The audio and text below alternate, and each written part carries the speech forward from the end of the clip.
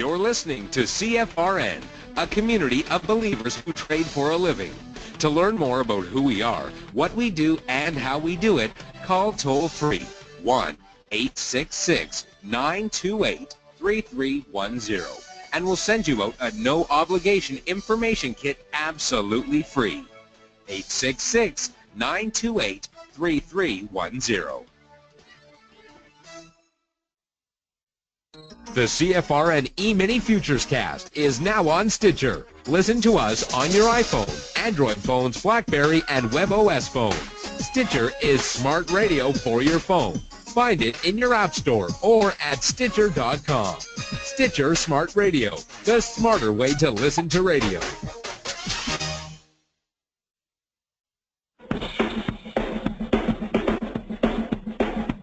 Are you ready, Steve? Andy? Yeah! Bert? Well, all right, fellas. Let's go!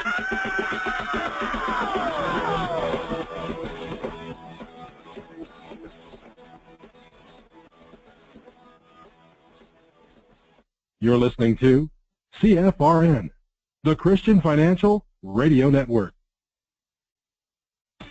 Today's broadcast is brought to you by Audible. Get a free audiobook download at www.audibletrial.com/CFRN. Over 85,000 titles. Choose from mystery, romance, religion, science, technology, business, New York Times bestsellers, even children's books. You name it, Audible has it.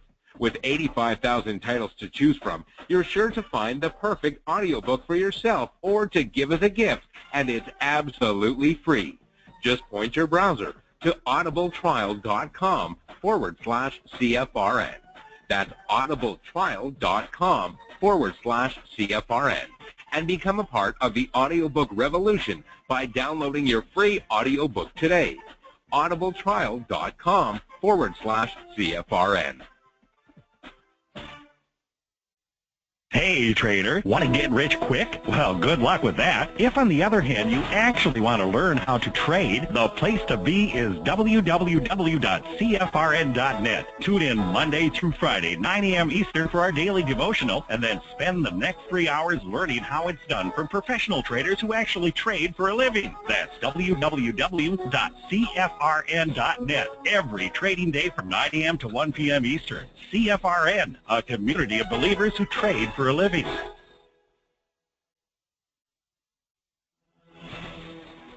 Good afternoon, traders, and welcome back to the CFRN Emini Futures Cast. This is the daily broadcast of Indeterminate Length, where we discuss all things Emini, along with some really big ideas on the finer points of trading gold, bonds, crude, sugar, the euro, and even T-bills. Joining us today from our studios in Boston, Mr. Michael Bork.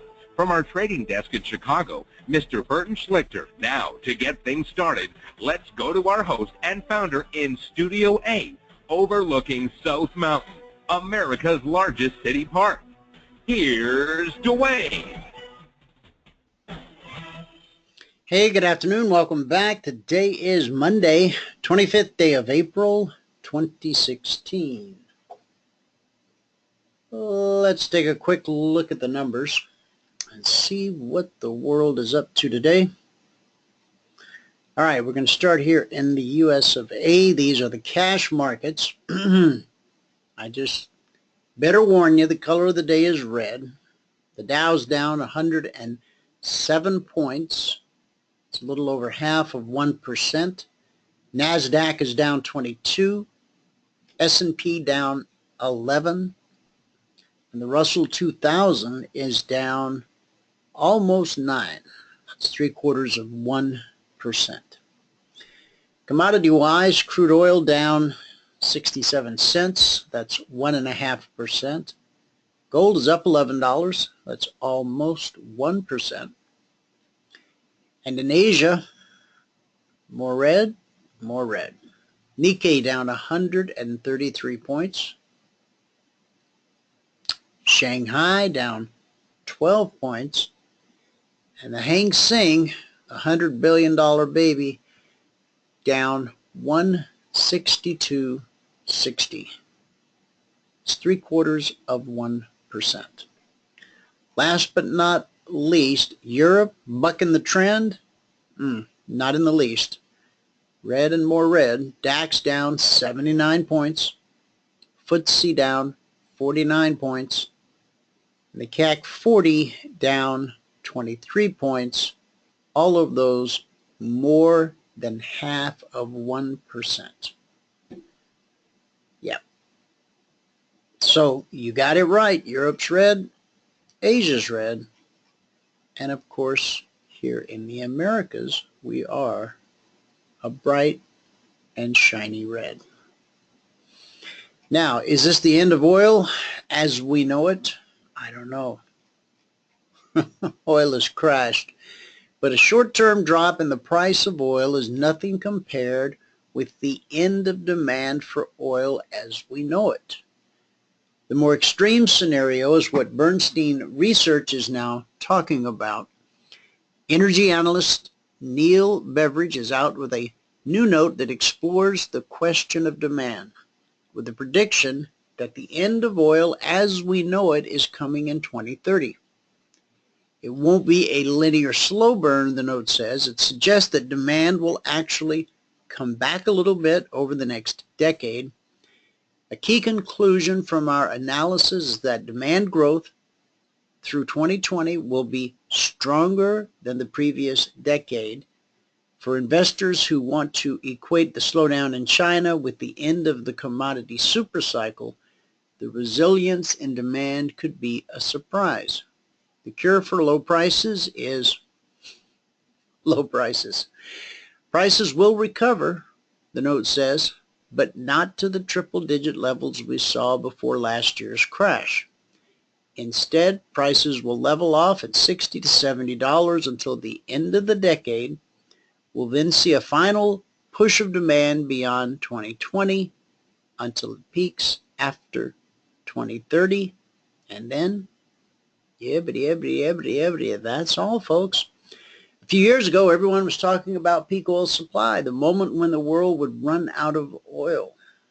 Bernstein is now talking about the exact opposite, about a world in which people really don't want oil anymore.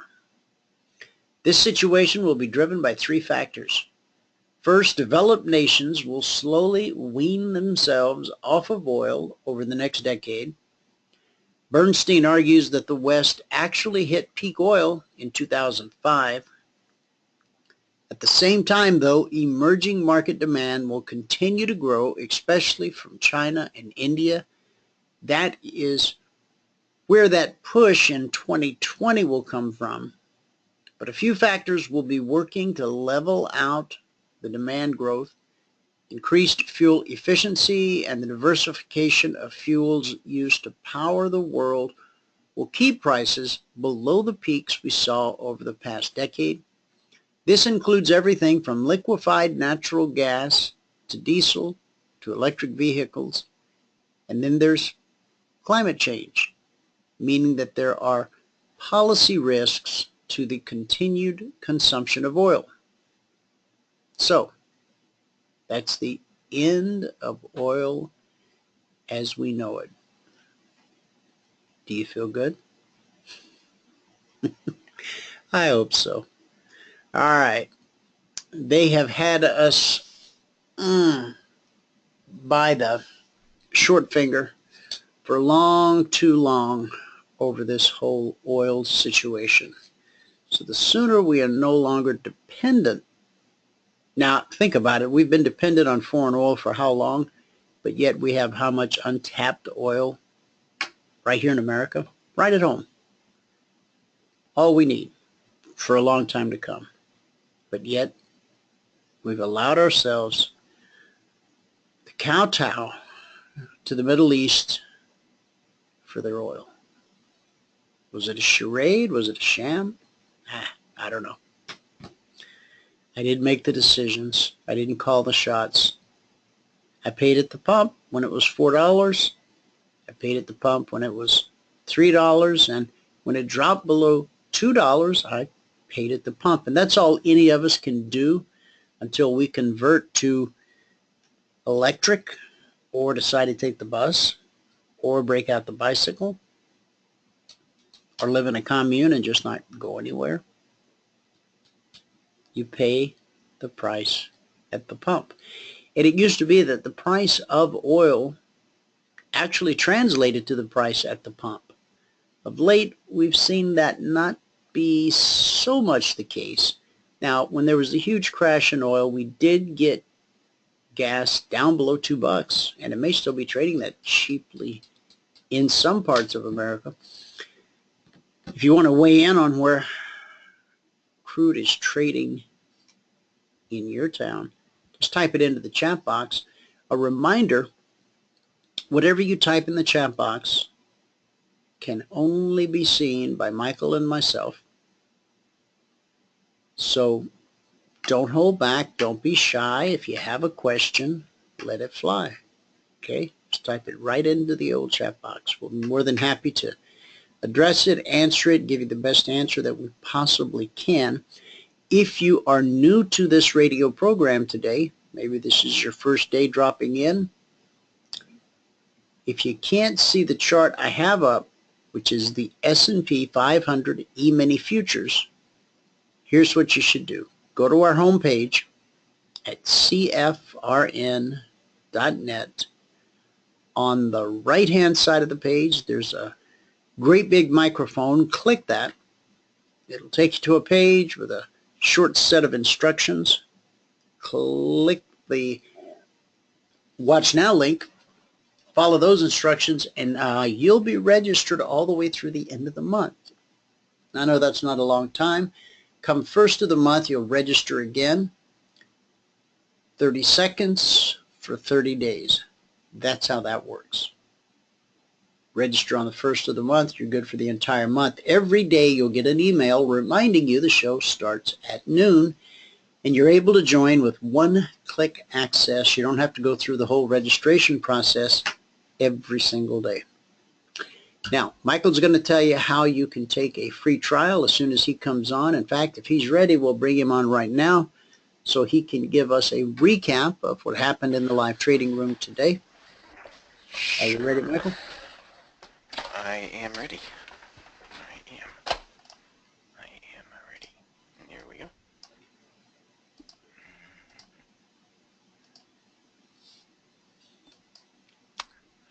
There it is.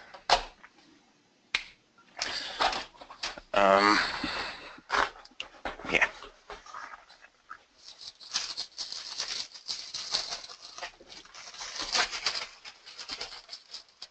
No? Okay.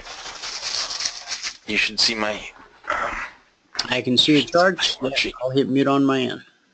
Okay. Here we go. I'll hit record on my end.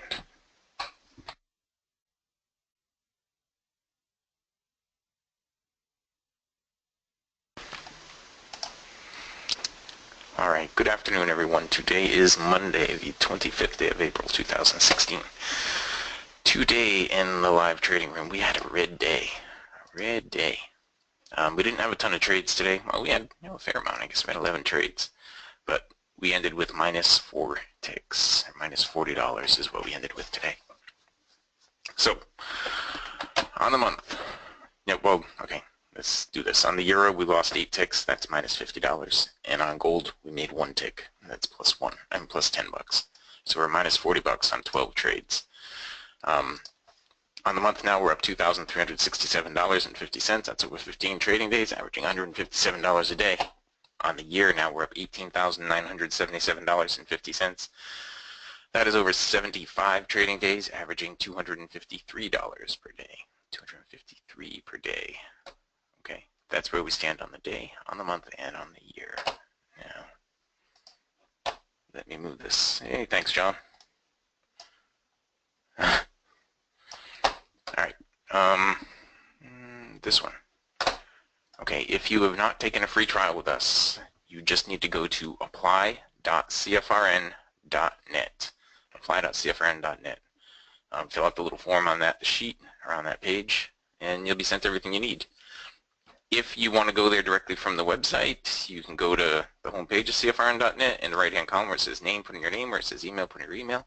Click on register for a free trial. When you do that, you'll be sent a confirmation link. You must click the confirmation link, okay? If you don't click that confirmation link, you don't get a free trial. Or just simply go to apply.cfrn.net. Okay, I'll even type that in for you right here. Right there. Okay.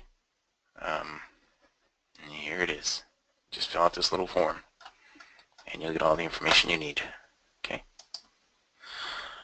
All right. Let's get into the trades.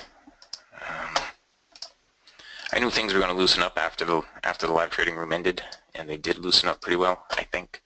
But the ES was totally flat in, approaching a zone when we started out this morning, and then right up above a zone, then inside a zone, then right below a zone, then back in a zone, and now it's back below a zone. But look how flat the ES was today.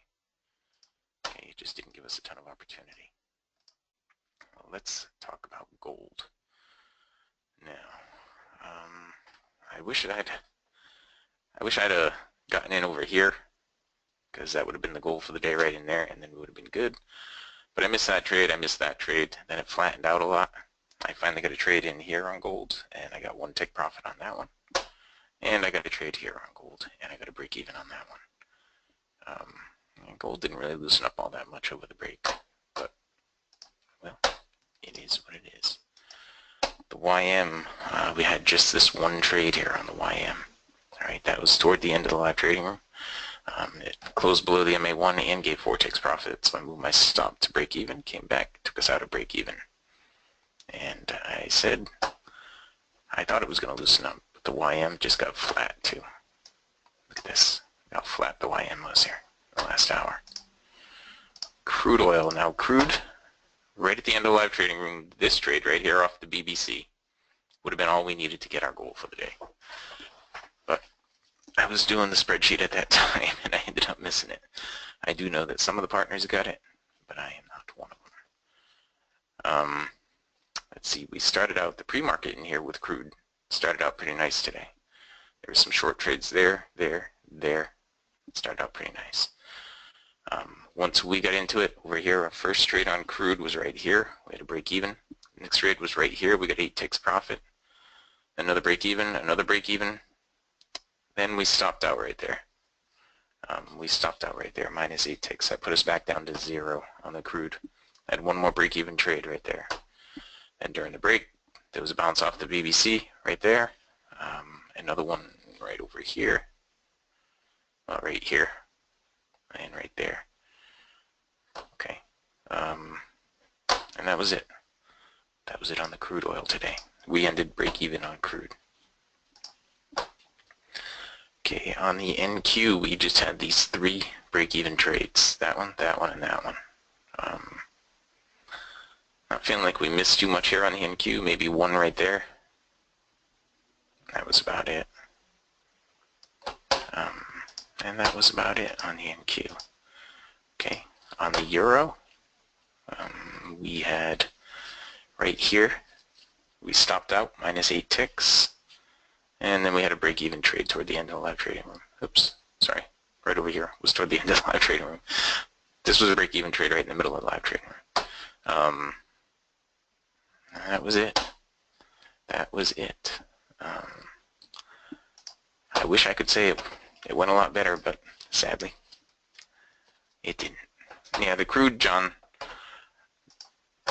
the crude had some pretty good opportunities right at the end of the live trading room and in the pre-market. It had some nice movement right in here. And, if you were to draw, let's do this. Not that. Insert. Drawing tools. This. Right there. 68%.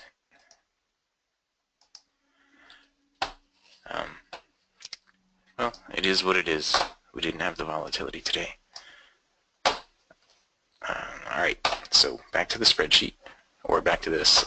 To take our free trial, just go to apply.cfrn.net, and fill out the form. Okay. Just fill out this little form, hit submit, and you will get all that you need to get into the live trading room. Okay. Spreadsheet. Here it is. We had a red day. Okay. It's our second red day this month. Huh. Anyway, we're down $40 today. On the month, we're up $2,367.50 over 15 trading days, averaging $157 a day. What did we average last month? $169 last month, $288 the month before that, $395 the month before that, $265 before that, $184, $336, $295. All positive numbers. On the year now, we're up $18,977. That's over 75 trading days, averaging $253 per day. And that's it. That's all she wrote. Let's shut off the recorder. Off. And I am ready to head back out to Phoenix. If you are available, Phoenix.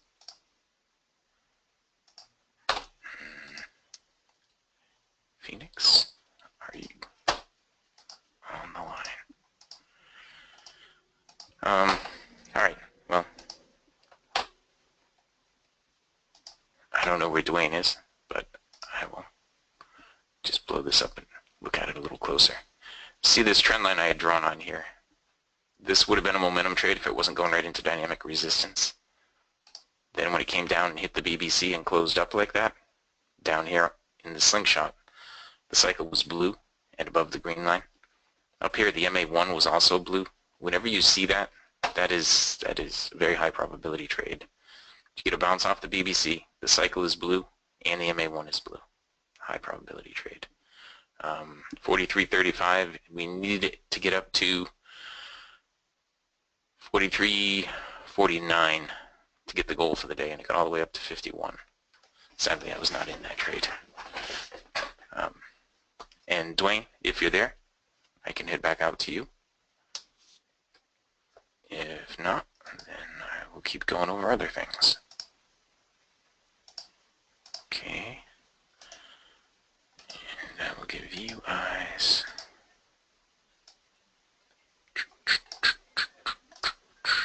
All right. So during the break,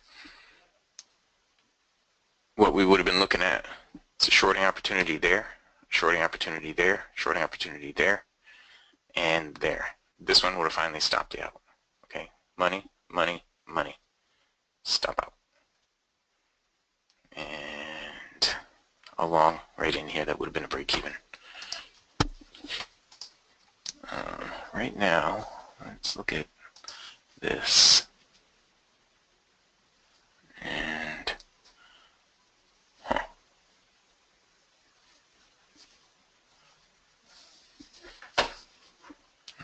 I am curious. 40, yeah, that's what I thought it said.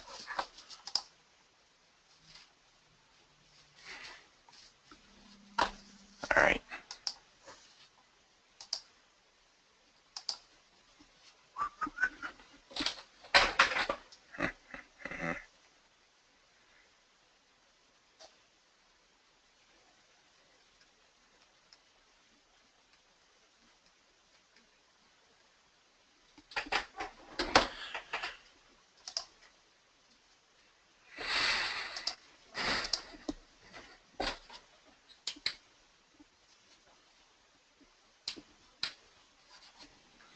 Sorry, I didn't know you were done. Yeah, that's okay.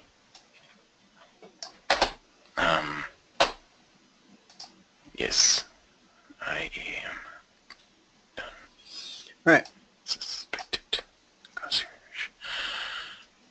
All right. So recap of the recap. We had a red day. Yeah. Yeah, that's what I heard. Well, you know, that's the truth about trading. It happens. It is. Yes.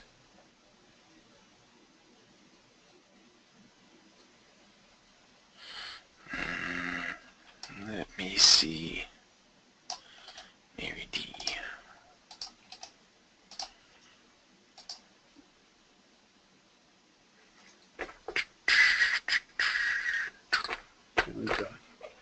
are last week's trading zones, by the way, guys.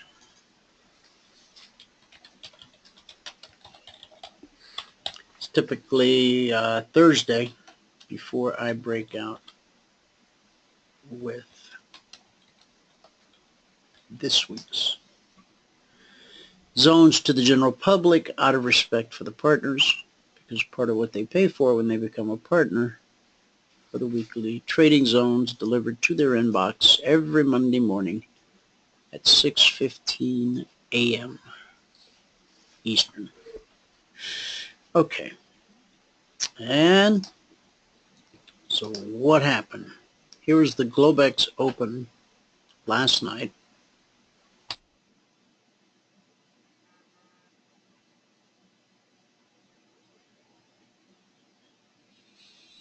Right here. Sunday night. Globex Open. So we gapped higher on the open. Last week we gapped lower on the open. This week we gapped higher on the open. Sunday night Globex Open.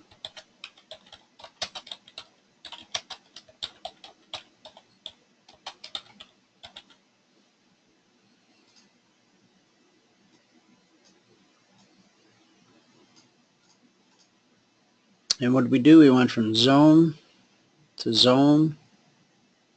Attempted to make it back up to the zone. Back down to the zone. And now we're consolidating just below that 75-76 area. And so, let's go to our good word for the day.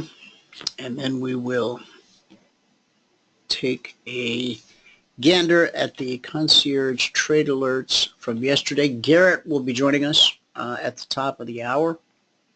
He's got a little bit to share with us today, as he does most Mondays, and sometimes other days throughout the week.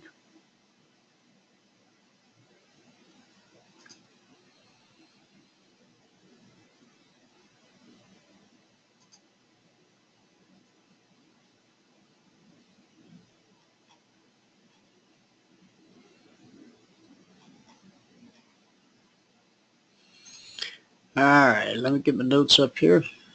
We'll get rolling.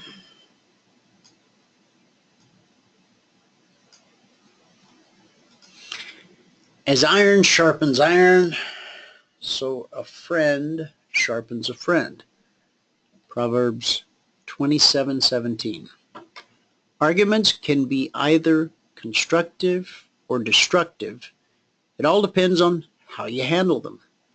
Many times our relationships fall apart or develop into unending chapters of misery because we either fail to recognize or are unwilling to face our problems before they escalate into emergencies. Rather than discuss what's not working between us, we get into a conflict and argue about whose fault it is. In contrast to discussion that constructively airs the issues, arguments bring charges and appoint blame, which is destructive. They provoke hurt, anger, defensiveness, aggressive feelings, bitterness, and other strong emotions. That's why the Bible says it is to a man's honor to avoid strife, but every fool is quick to quarrel. Proverbs 23. Now, are you a hothead? Do you have an easy temper or a quick temper? Are you quick to anger? Now, let's get real for a second. This side of heaven, none of us will live without differences of opinion and disagreements. Even in the best of relationships, you'll have them, even if you've been married 33 years. You'll have differences. You must realize that not all conflict stems from willful behavior. It often arises through innocent mistakes and simple neglect. Entering into an honest discussion that details the reasons for the conflict helps bring clarity, understanding, and appreciation for the other person's position. Above all, never go deaf. Pay attention to what the other person is saying. There's nothing worse than having somebody think that you're not listening to them. It's through open, loving discussion that our opinions about our relationships are honed and clarified. Indeed, the things you refuse to deal with can hurt your relationships more than anything else you do. That's why the Bible says, as iron sharpens iron, so a friend sharpens a friend. And so sometimes we have our differences, we have our disagreements, we have our misunderstandings, but as brothers and sisters bound together through a common denominator, a common bond, a common Father, then we go to one another in love. And if there's an issue, it needs to be talked about, it needs to be discussed in love, in compassion, because it's only in that manner that you'll find a true solution. Passive-aggressive behavior gets you nowhere. It just makes it worse. The grind, the grit. Nobody wants to live their life that way. Don't you want to enjoy coming to work every day? Don't you want to look forward to it? Don't you want to have purpose and passion and pep in your step? I know I do. Desperately. That's what I want. What about you? What do you want? And maybe it's not in your workplace. Maybe it's the board you sit on. God, how you dread those board meetings. Because there's nothing but fighting and bickering and passive-aggressive and blame. Maybe it's even your own family meetings. Because there's no understanding, there's no caring, there's no compassion, there's no love. Just anger. That's a tool of the enemy, by the way. He will use that simple tool, one he's been perfecting since the foundations of the earth, to kill, rob, and destroy. He'll take a perfectly good marriage and rip it to shreds. He'll take a perfectly good business and tear it down.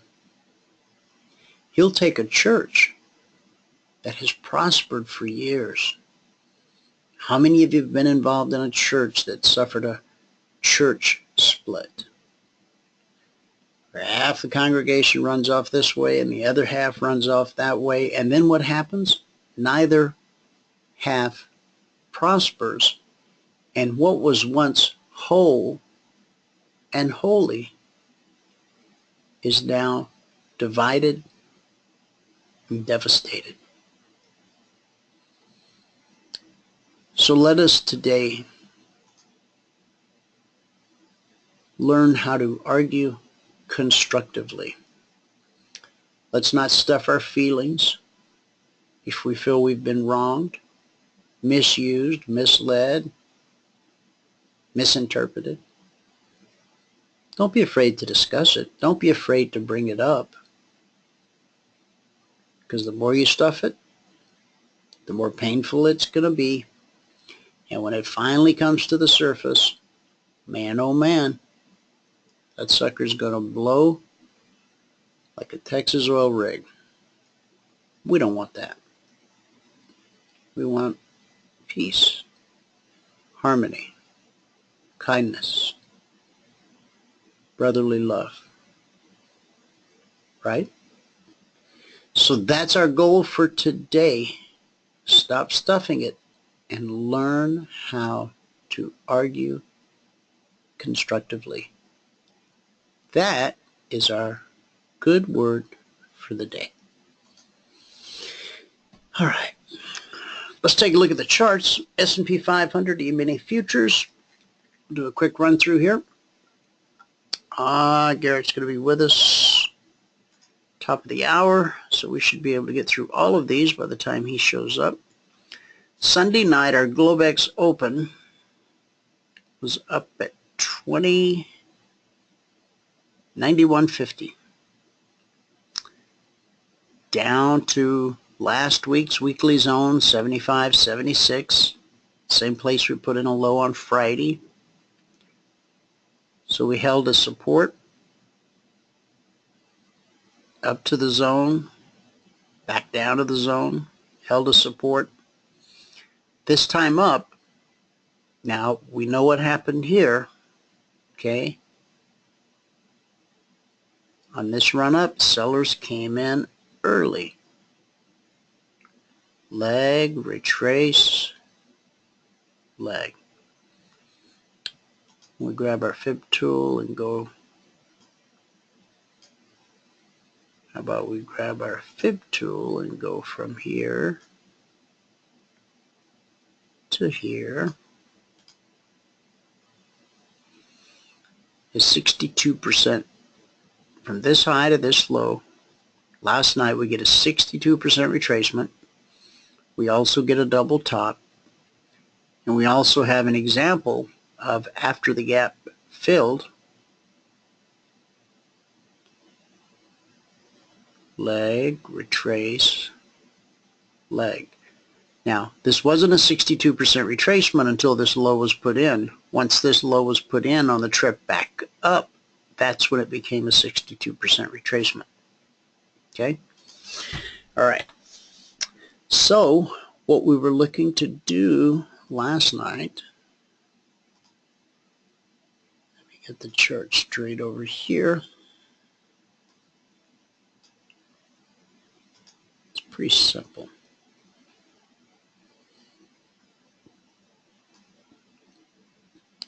We were looking to sell 85.75, which would be right about here.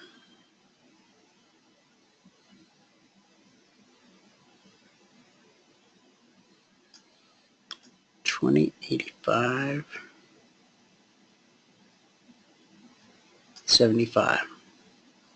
Now the swing high here was 50, 75, and 75. So although price came up to test important price, important area, it came so close, but it didn't quite touch it. It didn't quite get it touched it. It just didn't get above it.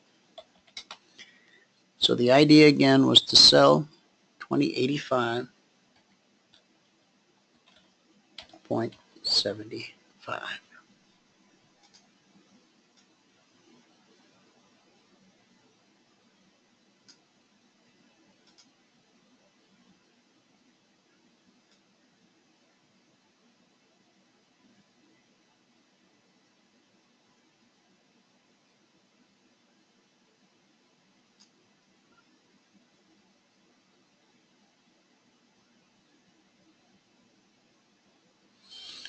Let's go to the Dow.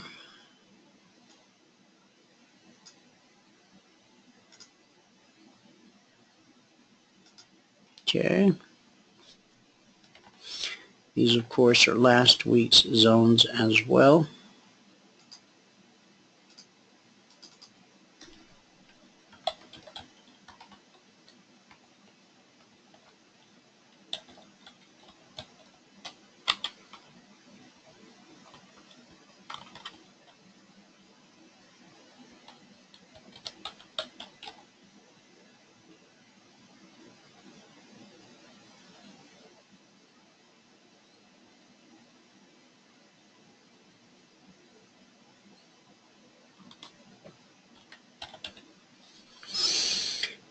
Okay.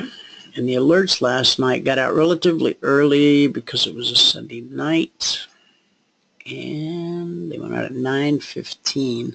Well, that's kind of on time. No, they went out at 7:15. There we go. 7:15, which would be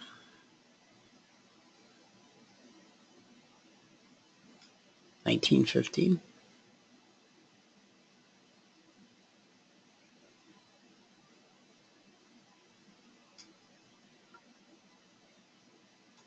So we'll go 1930. Scrunch this up a little bit so you can see it. Okay. All right. Sunday evening.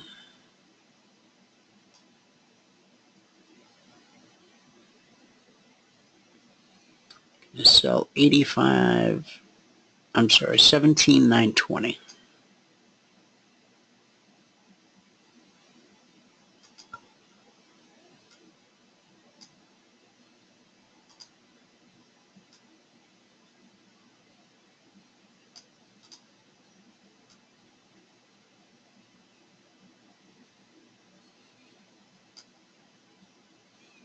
There we have it again. We came back. We tried to test the important price, important area, but we only got to, did we break it? Nope. 17,919. So looking to sell 17,920.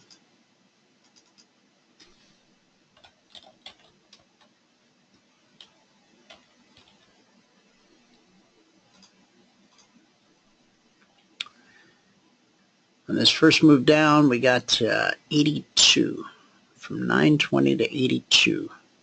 So that's 38 points.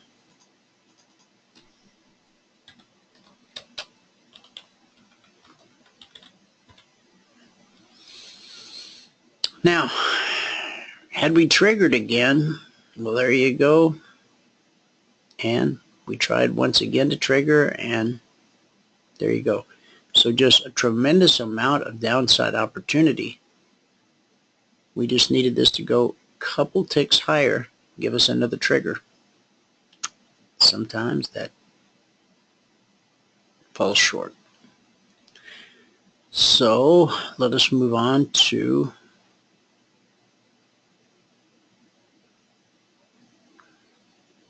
crude oil.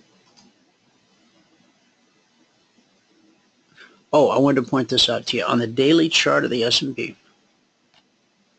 got an outside day forming here.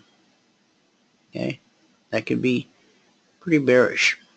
If we take out this low here, we'll draw this on here and I'll leave it until tomorrow.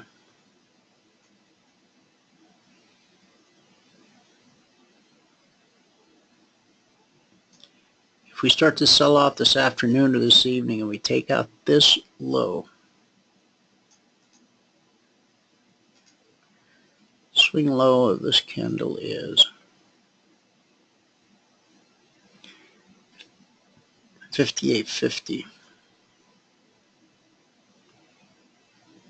So let's get in the right place. In fact, let's go down to 57.50. Actually, I want to go 2 points below it. I want to go to 56.50. That's possible.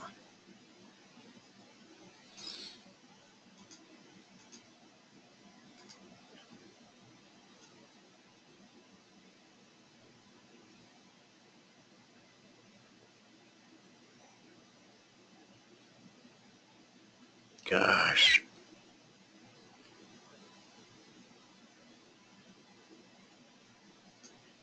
You'd think it was nuclear detente.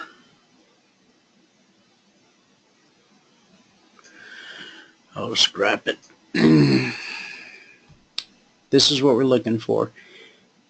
Now, this downward close, if we close bearish, even more so, if we break this, This is what we talked about last week. We talked about, when Mike Reed was on the show, we talked about this little shelf here at the 24% retracement.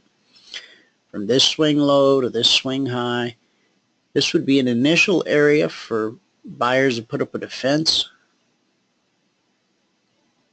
If this fails, then we have really nothing in the way to hold us up above the 38% retracement. There's 1987.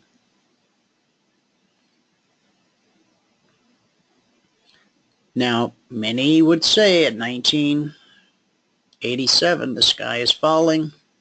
It's all over, the bull run, it's done. And it may be. But not because of a 38% retracement. Not because of a 50% retracement. Not even because of a 62% retracement. Look at this 62 right here.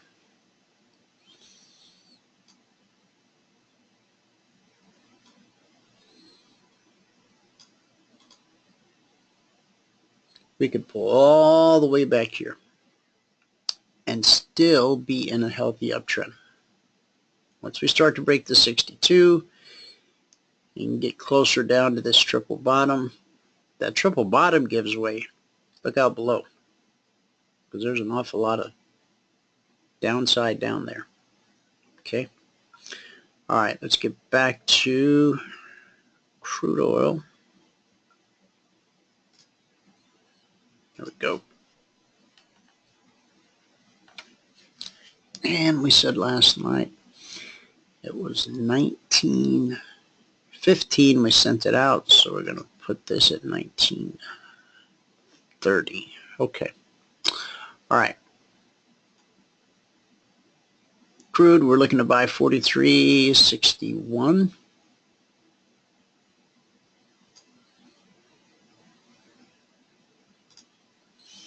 And that came right up out of here.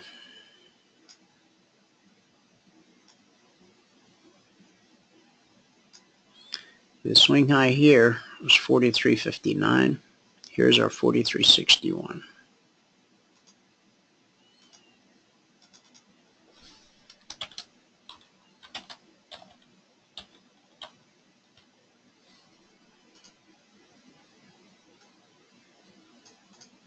At the sell side,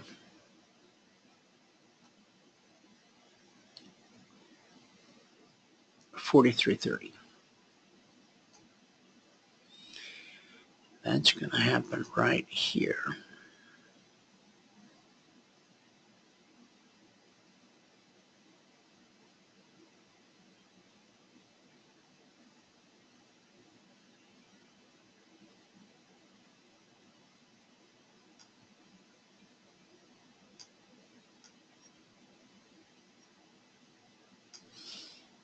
Maybe if I put this on the right day, that might work.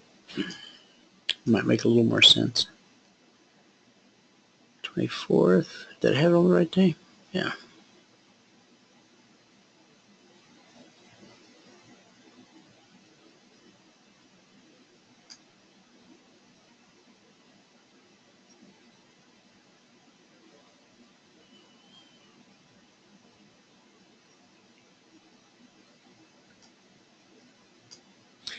You got a swing low at 42.81. So that's almost 50 points. And then we get another swing down to 42.83. And that's almost 50 points. We got a low here of 81 and a low here of 83. Okay. All right. After crude, let's take a good look.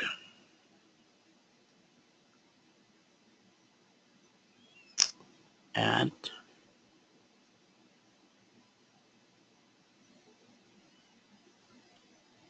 the, do we have, yes, I think we do have the Russell here.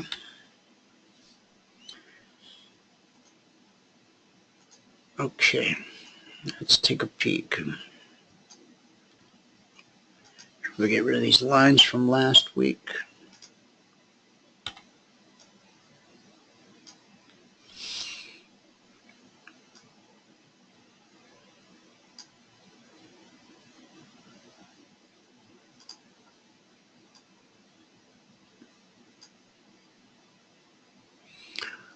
Okay, on the Russell, we were looking.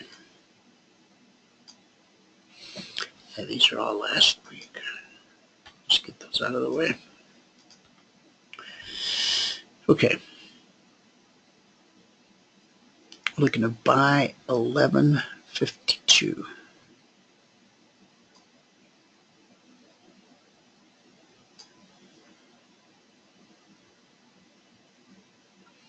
Which obviously didn't quite happen. That was the gap higher open. Yeah. Yeah. And then it was steadily downhill from there. So the money was on the sell side at 1145. And I'll need this tool and this tool.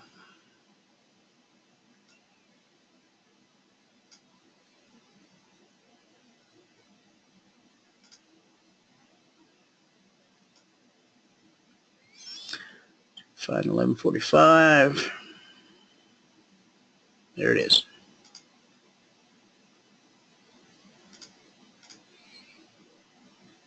F12.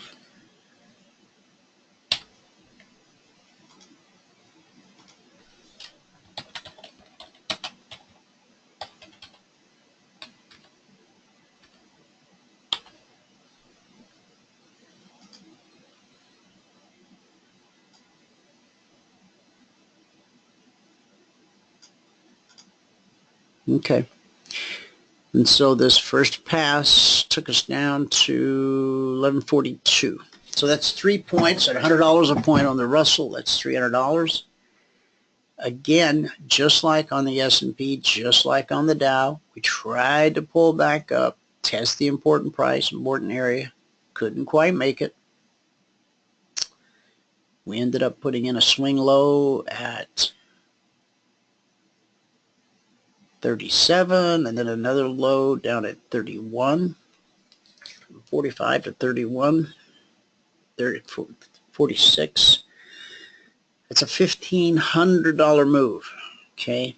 So, I mean, if you stayed in this trade beyond this retracement, which would have been tough to do, but if you're trading from a bigger picture perspective, it's not impossible to do. Let me show you what it looks like on a 60-minute chart.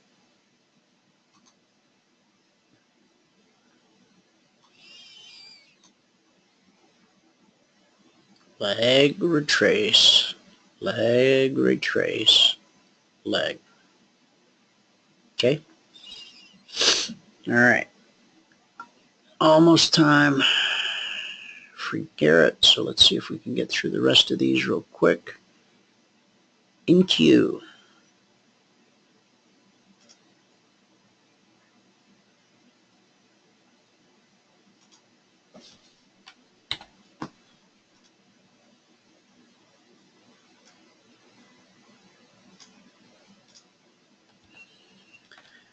Let's open it up. Okay, here, obviously the Sunday night, everything gapped higher on the open last night and then reversed. Just like a week ago, it gapped lower on the open and reversed, right? So on the NQ, we were looking to sell 44.58.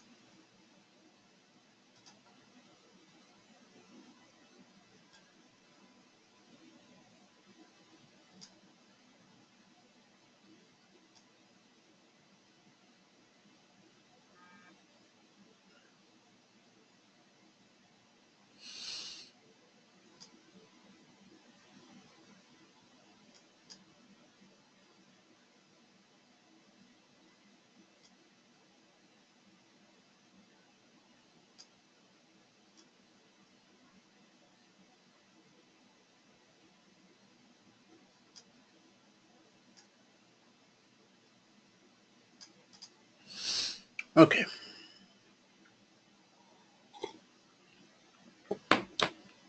First move down, swing low, 54.25. Let me write sell 44.58.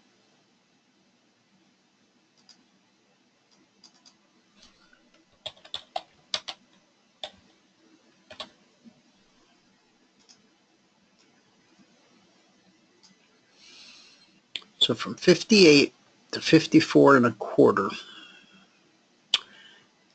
That's 3.75. We need 5. Why do we need 5? At $20 a point, 5 points gives you $100 per contract, and that meets your requirement for the 2420 blueprint. All right, this move down here took us to a swing low at 44.36. So 58 minus 36.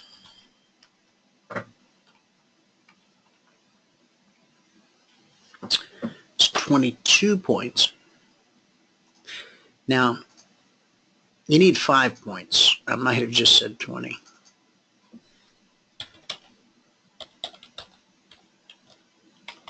The NQ pays $20 per point. 5 points. Here's 3.25. Important prices, important areas. 22 points. And then down we come again. This time we make it down to 44.49.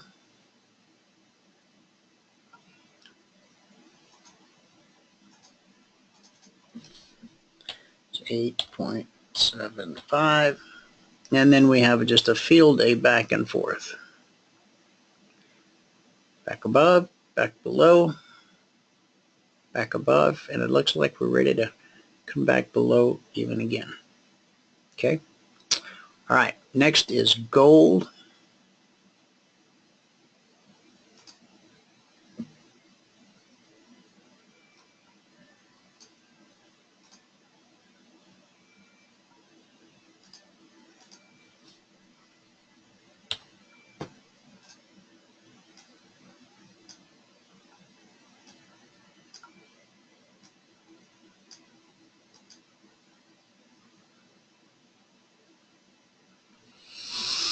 Okay, gold last night we were looking to buy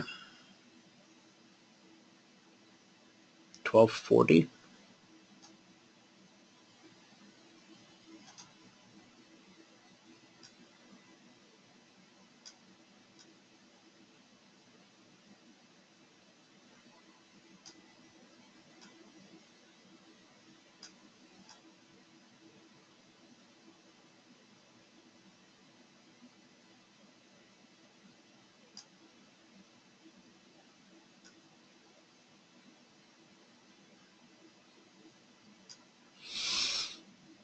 Okay, buy 1240.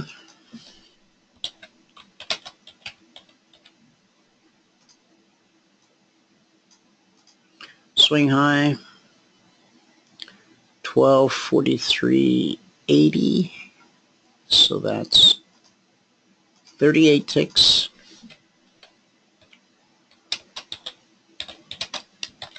At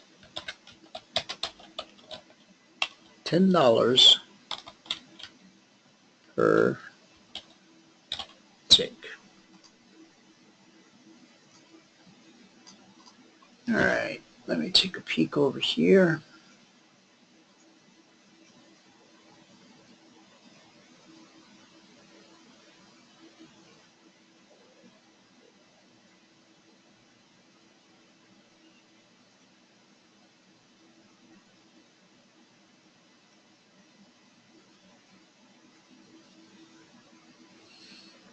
Make sure I catch Garrett when he pops in.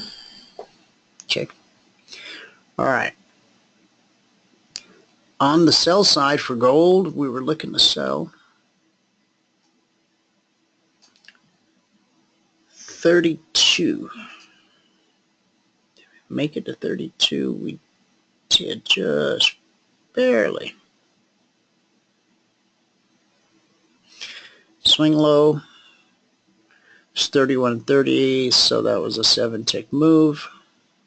Unless you're very aggressive, that just resulted in a stop out. And that's about it for gold. What do we have left? We got bonds. Take a look at the bonds, which should be right here.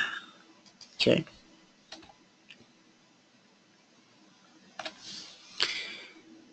And the word on bonds, by 63.04, sell 61.27.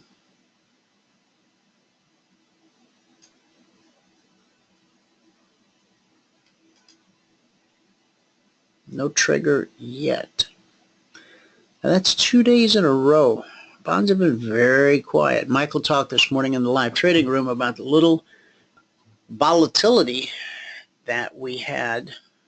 Hey, good morning, Garrett. Welcome to the show. How are you? I'm going to get your mic open here in just a second.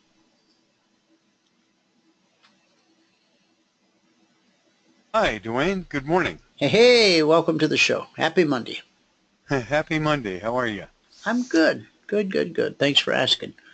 Yeah, We're just talking about bonds being kind of quiet and sideways for 2 days. Our Concierge Trade Alerts did not trigger at all. Kind of left in the lurch there, yeah. I mean, we're used to these $1,000 per contract day moves. We've seen so many of those of late, and but not Friday and not today. So, how was your weekend? It was fine. Steph Curry got hurt in the basketball game, so for you NBA fans, I'm a Warriors fan, and he's the MVP, and looks like he got hurt, so that's too bad. Other than that, it was fine. Well, I'm sorry to hear that. You got some charts you want to show us today?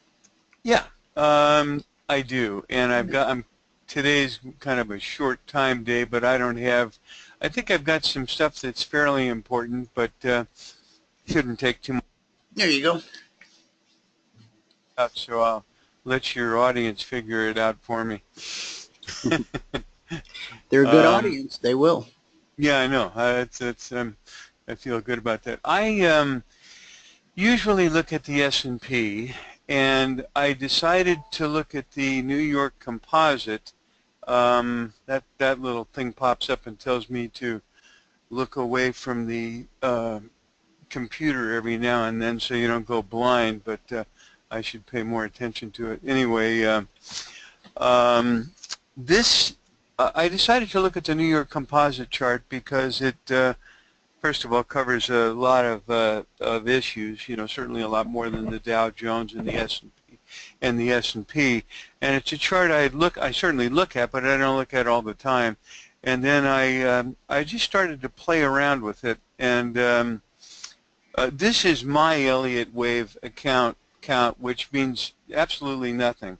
And I'll show you why. I mean, it's you know, if it turns out to be right, it's probably a coincidence. But I know enough about Elliott wave to be dangerous, and it doesn't matter if you got the top 10 Elliott people in a room at the same time. They probably all have different counts. So, but that being said, potentially what we're looking at here is, you know, with the Dow, you're pretty close to making a new high. It's been the market of leadership. And it's always interesting to note that at the end of major cycles, usually the strong area is your big blue chips because, you know, people are a little spooked at those times. 1929, that was the case. In 2000, it wasn't the case. In 2000, of course, it was the tech stocks. So you kind of knew that wasn't the top, because if it was, people would be kind of scared and hunkering down with the blue chips. This time they are, so maybe that means something. But I'm just looking at this on the big picture. I see, you know, here's a top, and as long as that's a top, maybe that's a head, and here's a left shoulder over here that kind of covers, you know, it's not just a quick little up down, it kind of covers in some area. And on the right side, maybe we're making a similar type of, you know, I mean, here's the shoulder, it's got a big decline in it, and then it comes up again. Here's a big decline in this one, and it comes up again. So maybe we're making a right shoulder here. We'll see. If it's the bearish count, if we don't go to a new high, it looks like it's a wave 1 down, and A, B, C up for a larger wave A here, and A, and then an A, B, C, B, and then a C wave down for a big B wave, like this A wave. And then you've got an A and a B, and now you're in a wave C. And wave C's like this usually are 5-wave moves up, which most cases a 5-wave move is bullish, except when it's a C wave in this type of pattern. So anyway, it looks to me like it's 1, 2, this large wave 3, a wave 4, and then this final wave looks like it's breaking down into a 1, 2, and then a subdivided 1, 2, 3, 4, and that means you should get another wave up for a 5, which would end a wave 3 parentheses, wave 2 parentheses, wave 3 parentheses, an ABC, small ABC pattern, and then a final wave 5 that takes you to probably here or maybe up to here. And if that's the case, and that is the end of it, then you've finished a wave 2, wave 1, ABC, wave 2, and now you're in the big 3 wave to the downside. So that's kind of what this looks like until it looks like something different. Or maybe I should say that's kind of what this looks like to me, and until it looks like something different. The other alternative is that you've got a big wave 3 here, you've got an A, B, C for a wave 4 down here, and you're in the process of making a wave 5 that'll go higher than this point, unless it's a failure. So either way, it's bearish. So I mean, whether it's a wave 5 and we haven't made wave 5 yet, once that's over, it's bearish. If not, once this C wave is over, it's bearish. And since we've had a pretty long uninterrupted move, it probably ought to be bearish sometime anyhow. So anyway, that's my 2 cents on that. And let's see if I can move this over so I can see where I am, and I'll scroll down to the next chart. This is kind of looking at the Dow Jones. Let's see, maybe I'll, and basically this is, this looks like a 1, 2, 3, 4, 5 wave 1 pattern, a wave 2, a large wave 3. This is saying pretty much the same thing as the other chart is with the New York Composite, but this is with the Dow Jones Industrial. So that's either a, we've either made that top there, which would be a wave 5 when we've got the wave 1 down, and then this would be an A, B, and we're in the process of doing wave C to make a wave 2 and then go down, which I think is probably likely, but could it be that this is a wave 3 and it's an ABC is in the black here for a wave 4, and now we go up and make a wave 5? And you know, the difference is something like that could carry us, theoretically we ought to come into pretty much the same time. I'll show you some things. Derek, I'm going to hit mute for just a second. I'll be right back. Okay. Keep going. You just keep going. Just keep going? Okay. All right. Anyway, that's kind of what I'm looking at here. Both patterns seem to be playing out in both indexes, and this seems to be where we are at the moment. This next chart has actually got me a little bit confused. Maybe I'm just not smart enough to figure out what they're doing, but the point of this chart was to show that the current bull market that we're in, if it's still a bull market, will become the second longest bull market in history in a short amount of time, and apparently it's in the process of overtaking the 1949 to 1956 bull market, which is in blue, and Again, I'll have to read the article, but I'm just foolish enough to look at this chart and say, unless I'm missing what they're saying, and they've all put it on this same time period chart so we can compare the 2009. This dark line here is the 2009 chart to the, the current bull market that we're in. Supposedly, by this Thursday, it'll be the second longest. Well, I'm apparently reading this chart wrong, because it looks to me like this gray chart here, which is 1990 to 2000, which is 10 years and obviously longer, and then 1949 to 56, this should be back here somewhere, I would think. But at any rate, maybe I'm just completely missing something here. But the point is, this is supposed to be the next second longest bull market in history, and I thought I'd throw that in there. Did Dwayne get back? Not yet. Anyway, like I say, maybe somebody saw this article over the weekend, and I need to go back and read it and see what I'm missing in that chart. But the current bull market should be this, soon to be the second longest bull market in history on this chart, and if it is, that chart isn't telling me that. So let's move to a chart that I'm smart enough to understand, which is my own chart here. If you can't understand your own charts, then you're in serious trouble. My screen is covered over here, and I understand in the listening audience you don't see this thing here that, let's see, let me see if I can minimize this here without doing something horrible.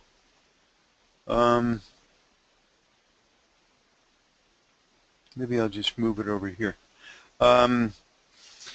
Anyway, this just shows 1945. I just thought it would be kind of fun to show this chart. I've probably shown it before. This just shows the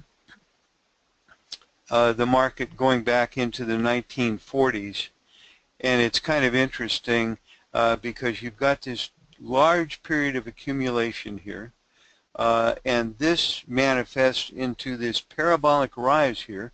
That's what large periods of accumulation do. And then from this parabolic rise into 2000, which in many ways I think was the orthodox top, at least the valuation top. I'm with you. You're back now. I just asked the audience, a question, and I'll show you what it was. I brought up this chart. It's incredible when you bring up a chart to show to an audience and then you're not smart enough to understand what it says. But anyway, my problem is this, Dwayne. We are about to be the second longest bull market in U.S. history. This 2009 chart, beginning in 2009 here, I believe this next Thursday will be the second longest bull market in U.S. history. And it will be passing this 1949 to 56. Obviously similar years, right? 09 to years ending in 6. So that's the deal. That tells you that we're going to pass that this Thursday, and that's this blue line here. The longest one in history is the 1990 to 2000 bull market, which is this one here, which we're not going to pass for a while. But when I look at this chart, I go, well, maybe we're going to pass it, and my mathematics would tell me that we would pass it. At least we're in the same time zone. But somehow they've stretched this chart out here, which to me doesn't show that we're going to pass it. This line ought to be back here. But does that seem that way to anybody else, or am I missing something on this chart? Anyway, this should be the second longest line on the chart, time-wise, by this coming Thursday, and it sure doesn't look like it. So my old alma mater of way long time ago, Merrill Lynch Global Investment Strategy, Bloomberg, needs to be made aware of this, or I need to learn how to read something here, but that's what my eyes see. Anyway, I thought I'd share my incredible quandary with you, which is meaningless. The only point that's meaningful is apparently this Thursday we'll be in the second longest bull market in U.S. history, and the only fully manufactured one in my view. Anyway, moving on, moving back to a chart that I probably can understand, since I made it. Dwayne, while you were gone, I was saying here's this huge, massive accumulation that manifests into this parabolic price movement into the orthodox top in 2000, the valuation top, and then from that point it's gone into this period of just monumental volatility, and here we are up at the upper regions of that volatility. By the way, modern portfolio theory was invented right there in 1952. So if you're a modern portfolio theory fan, the only comment I would in a make, thumbnail sketch, what is modern portfolio theory? oh boy, buy and hold stocks, but by and large, I mean give or take a little, in a few words. Stocks are good, buy them and hold them, you know. It's the buy and hold methodology, and then there's obviously nuances to that, but in 1970, of course, that was well thought of as the thing, and modern portfolio theory has remained with that name now for a long time. Just imagine how many years we're looking at there, you know. What is it, 74 years? So, Yeah. So we're 74 years of modern, you know, 3/4 of a century. My guess is it's not modern, and that's why it's not working. But anyway, that's just one man's opinion. If you like it and it works for you, go ahead and do what you're doing. Here I wanted to show you this, and normally what I would do, I've got that thing that I see that, you know, on air, the thing that says on air, and it's got the, I wonder if there's I was going to minimize that, but I didn't want to take the risk of... You should be able to drag it to another screen, because we can't even see it. I don't have another screen to drag it to. I try to minimize my distraction by Can you doing like drag it to the bottom right-hand corner? Yeah, I kind of moved it over to the left, and let's see what we don't see it at all. Yeah, here is the last depression, and what I'm showing on this, normally what I would do, Dwayne, is normally I would, because of TradeStation, using this semi-log scale chart, if I want to get in that amount of time, the spacing is such that in order to visibly see it all, it puts this over here where this thing should be right up next to price. And normally what I would do would just be to cut it off here and pull that over in cutting and pasting, but I didn't have time. Anyway, this gets back to my theme song, which is every 40 years or so something bad happens, and here's the depression, and 40 years later here's this, and something bad happened. In the overall scheme of things, that doesn't look so bad, but it's a 50% loss, and the market went from I can't remember, 1,051 at the high down to 570. So that's a pretty good beating. And the over-the-counter market, which was the equivalent of the NASDAQ, now dropped 78%. So anyway, that's a pretty good beat. It certainly falls into the category of something bad happened.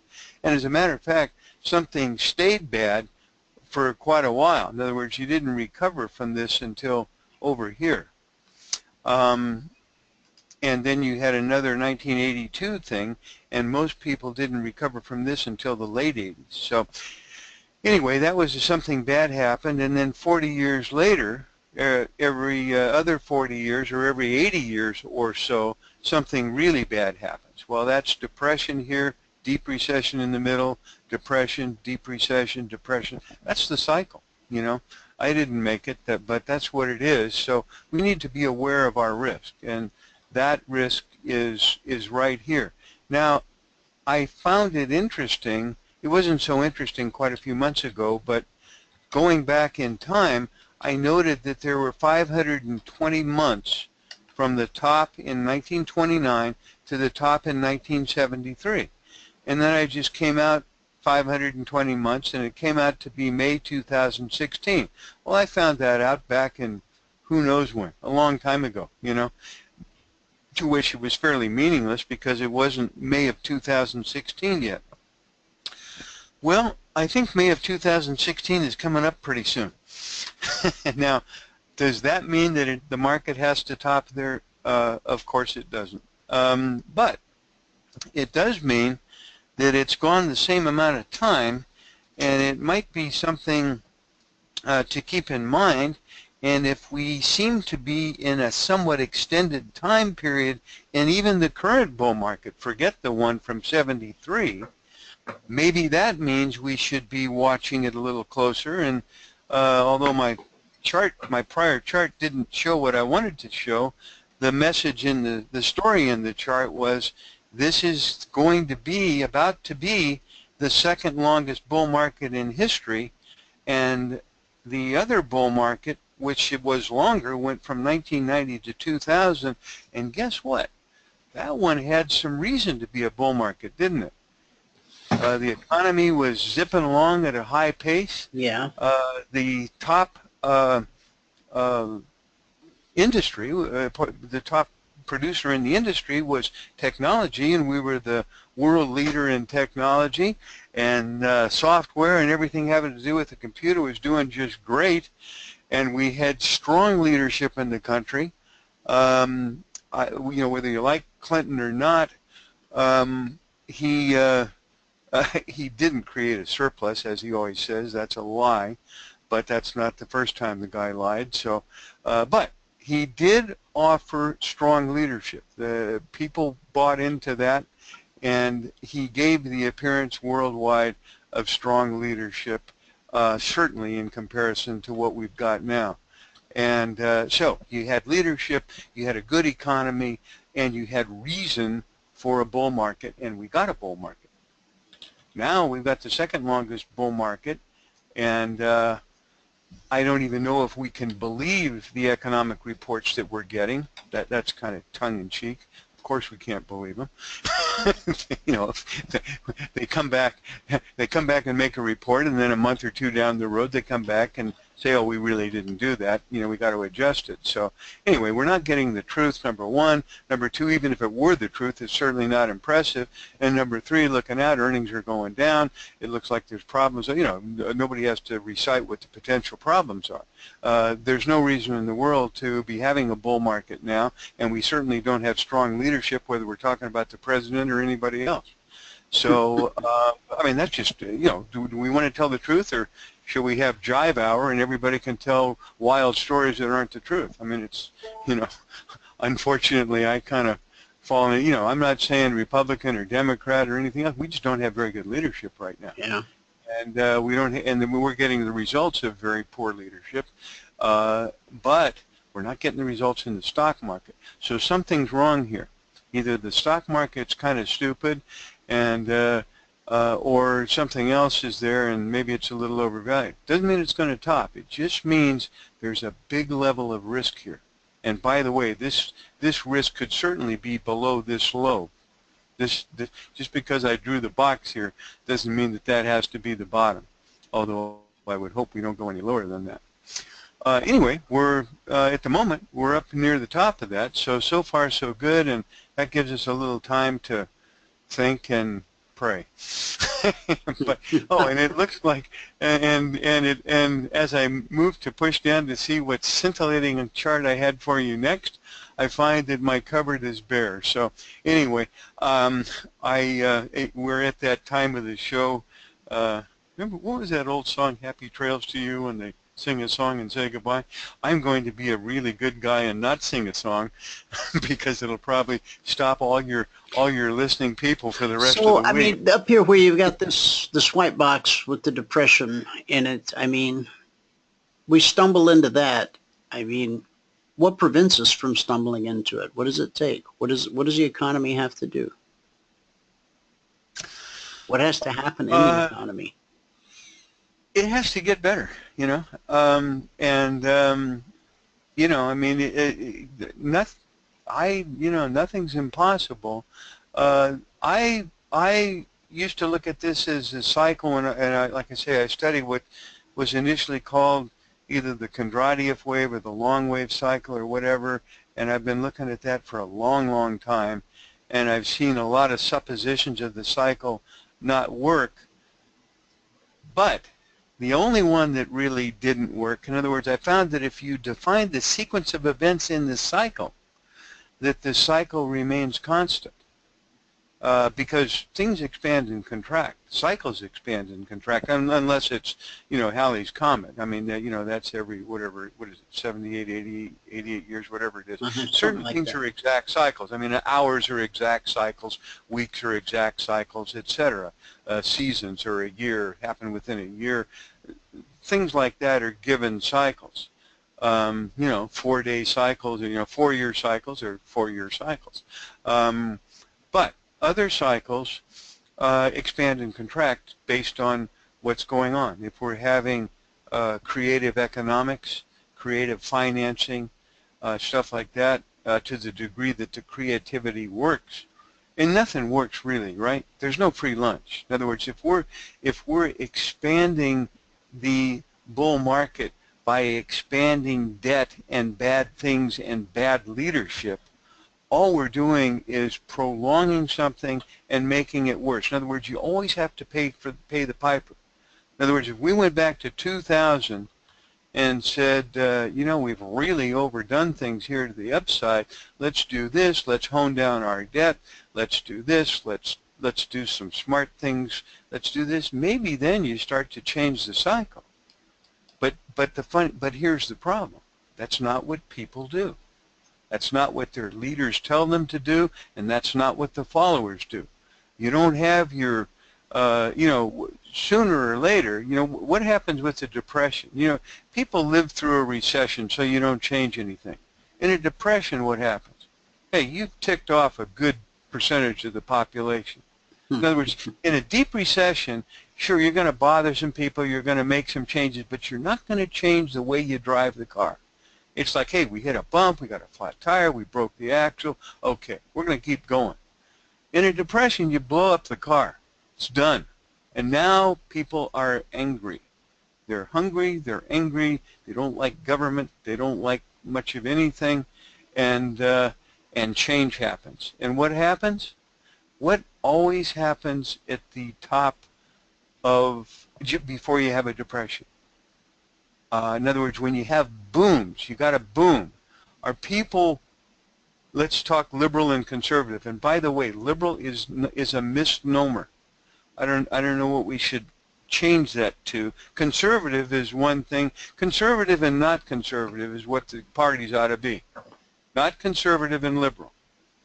Because you can have liberal conservatives. So let's call them conservatives and not conservatives. Right. What do you have in booms? Conservatives or not conservatives? Well, let's use conservatives and liberals. What the heck? I've lost the vote. In booms, well, I would venture to say the conservatives need to be in control for there to be any kind of a boom. Yeah, but that's what creates the boom, isn't it? Yeah, what sustains it? I mean, what happens at the what happened in the 1929s? It was what, the Roaring '20s, the Great Gatsby era. People, spending money, driving the big cars, owning the big mansions. That's what happens in the Great Gatsby era. Were they conservative or liberal? Hey, they weren't conservative, otherwise they wouldn't be driving the big cars and flaunting their money, right? They were about as liberal as you could get. I guess that's true. Now? Same thing. When you're in booms, it's liberal. Everybody's liberal. Conservatives are more liberal. Arch conservatives are liberal. Well, I mean, maybe you get Uncle Scrooge who doesn't do anything no matter what. But conservatives are more liberal in a boom. When you get to the end of a boom, let's take 2000, that kind of a boom, because that's the one where you got the massive expansion. This time we're not getting a massive expansion. Your boom period happened going into there. But you're getting it now too, but the difference now is that it's in 1% of the population. If you've seen that particular chart, I'll find that for you. the 1% now are richer than anybody was back in 2000. They're off the charts rich. That's the extreme elite this time around, and that's why we're where we are. Are those people liberal? You bet they are. You know, they're buying islands and they're buying mansions and they're buying everything, and they've already got everything. That's liberal. Now, those of us in those time periods that are doing pretty well, and going into 2000 was a pretty good example, and even at other peaks. You know, people were pretty liberal then. When you're making 3 times what you used to make, and you've got somebody that cleans your house, you're going to give her a bigger tip. You're going to give her a better Christmas bonus. The guy who delivers your newspaper, if anybody still reads newspapers, you know, he's going to get something. But if you're not doing well, pretty soon you're not going to be giving tips to the people that help you out, because you can't. And pretty soon you're going to have to let them go. And when you get into a depression, that's what happens. And guess what happens with money and value? All of a sudden, value starts to happen in a depression, doesn't it? But right now, I mean, hey, my daughter just wanted to go to the Giants game and did, and they had a great time, and the seats are $100 and some bucks. Well, great seats, Really? great game. But and they won, and it was a nice game, and the weather was good. People are paying $500 to see Kid Rock. Yeah, well, there you go. And he's There trying you to go. fight it. He's trying to fight it by lowering his ticket prices, and all that's doing is giving more room for the scalpers to take a bigger bite. Yeah, exactly. Exactly right. Yeah, he doesn't seem to be a bad guy, huh? Yeah, yeah, really. I mean, that's what he said. He goes, I want my fans who enjoy my music to be able to afford to see my music. So, you know, people like Taylor Swift, they're charging, you know, 100, 200, 300 a ticket, and the scalpers are getting and by 100. And by the way, if you got a front row 50-yard line ticket, you're looking at something. You know, you just bought a car. Oh, you mean You know at the Super Bowl? Oh no, I mean if in Taylor Swift, Oh, if you got a front row Taylor. 50-yard line seat, that's a whole different ballgame. Yeah, yeah. That's an amount. I don't know what that amount is, but it's. Well, the but other it's thing not- Kid Rock did that was interesting is he took the primo seats down front, and you couldn't buy them. If you bought an ordinary ticket, your name went into a hat, and it was a lottery, so that ordinary people Oh, what a would have good guy. normally set up in the cheap seats had a shot, because people like StubHub and the other sophisticated scalpers out there, they have these bots that the second tickets go on sale, they scoop them up. Oh, by the way, I wanted to share something with you, and I don't have the address for this, but I want to mention this to your audience before I get off. There's a 5-minute video, and What's it I about? wonder if I have that somewhere. I can probably find it if you can tell me what it's about. It's called, you know, look, I guess you could Google why Judge Napolitano got fired.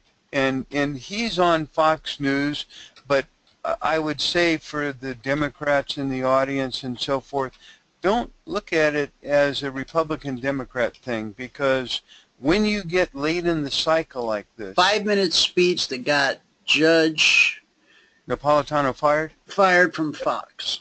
Yeah, that's whatever that address is, please share that with your listeners. It's 5 minutes, and it'll tell you where we are right now and what's really going on there in what I think is an absolute honest evaluation.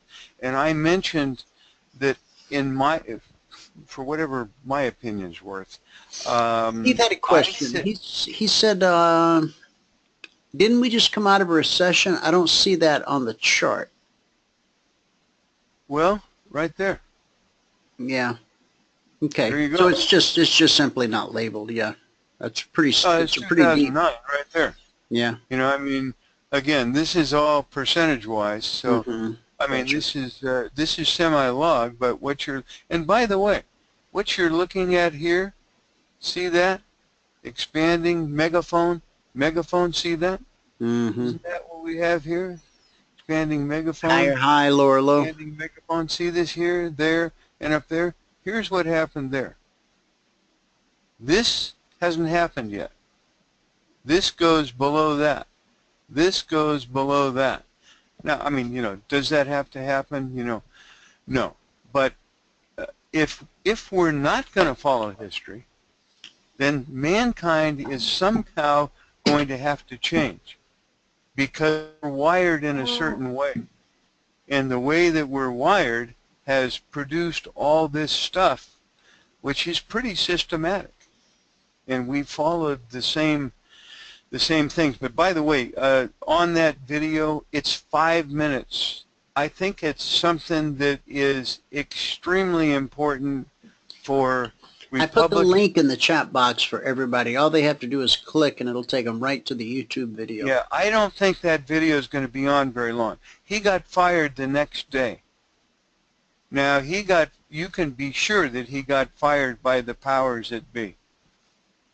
No question about it, because what he says Obama's is so arrogance and Hillary's lying about FBI email investigation. They fired him.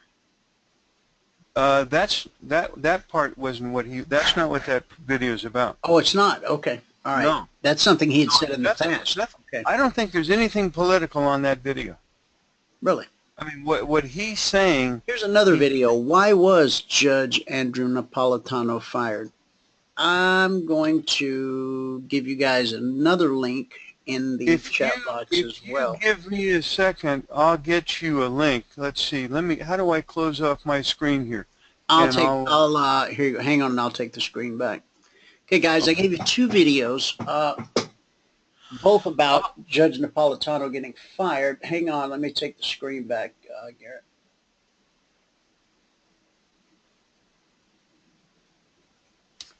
Okay, all right, you're free. You can do whatever you need to do on your desktop. I'll get you that video. Here it is. Here it is. This is what I thought.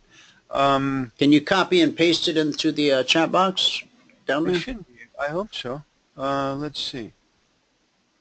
Okay, now I've copied it. Now let me get to the chat box. Yeah, just click the last comment, I think, and it'll make your box open. Where it says type message here? Yeah. Can I do that? Hit send to all. Oh, okay. Did that work? No. I didn't. Try again. Oh, I see where it came out. It came out on the other side. I see it right here. Yeah, okay. It's right under me to organize and panelist or something like that? Yeah. What it is there's actually 2 chat boxes. One turns it into a clickable link and the other one doesn't. And I found that most people tend to look at the one that doesn't turn into it. So you're covered. I got you covered. I put it in the other box as well. I would say that that's pretty important. Okay. I think that matches the first one I put in. It does. Oh, good. Okay. Yeah. Yeah, I think that's a you know, there's just some pretty worthwhile. He's pointing out some things that we don't see, because stuff happens when you look at this chart. You know, I mean, that chart's gone, but that long-term chart, when things happen slowly over time, you can have massive change that's all digested, and many people digest it. You know, or it's like the frog in the pot as you turn up the water. It's exactly right. And what's happened to us? If you think about, well, I mean, not a lot of people can think about the 1950s, but if what you heard about the 1950s, I was alive for 2 months during the 1950s. So. There you go. Remember?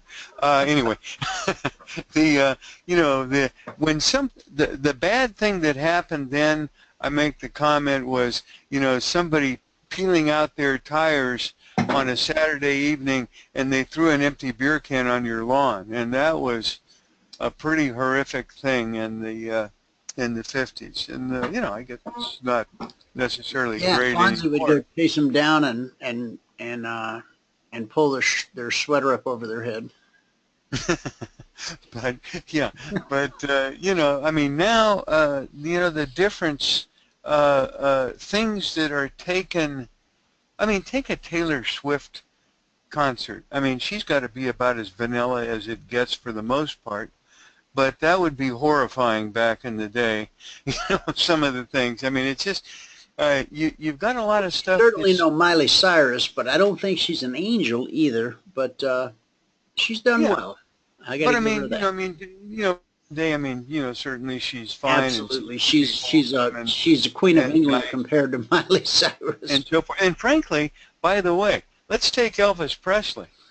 Oh, he wasn't nothing but a hound dog. He was a guy who was going to ruin America at the time. And when you think about it, how do you go? You got to go long and far to find a better guy than Elvis Presley. There was a great guy, a wonderful guy. Now he probably died of you know, painkillers or whatever, and that certainly doesn't make him alone in that industry or any industry, I guess. But yeah, you know, speaking of all that, you know what I heard last night, that when Prince would hold concerts at Paisley Park, even when he would do free stuff for people, and I mean, he was always giving back to the community, but in a very quiet kind of way. It didn't make the big headlines. You couldn't cuss, you couldn't drink, and you couldn't smoke. You know, Prince was a pretty deep guy. I mean, the water ran deep there, and it's you know, for people who are aware that I knew of.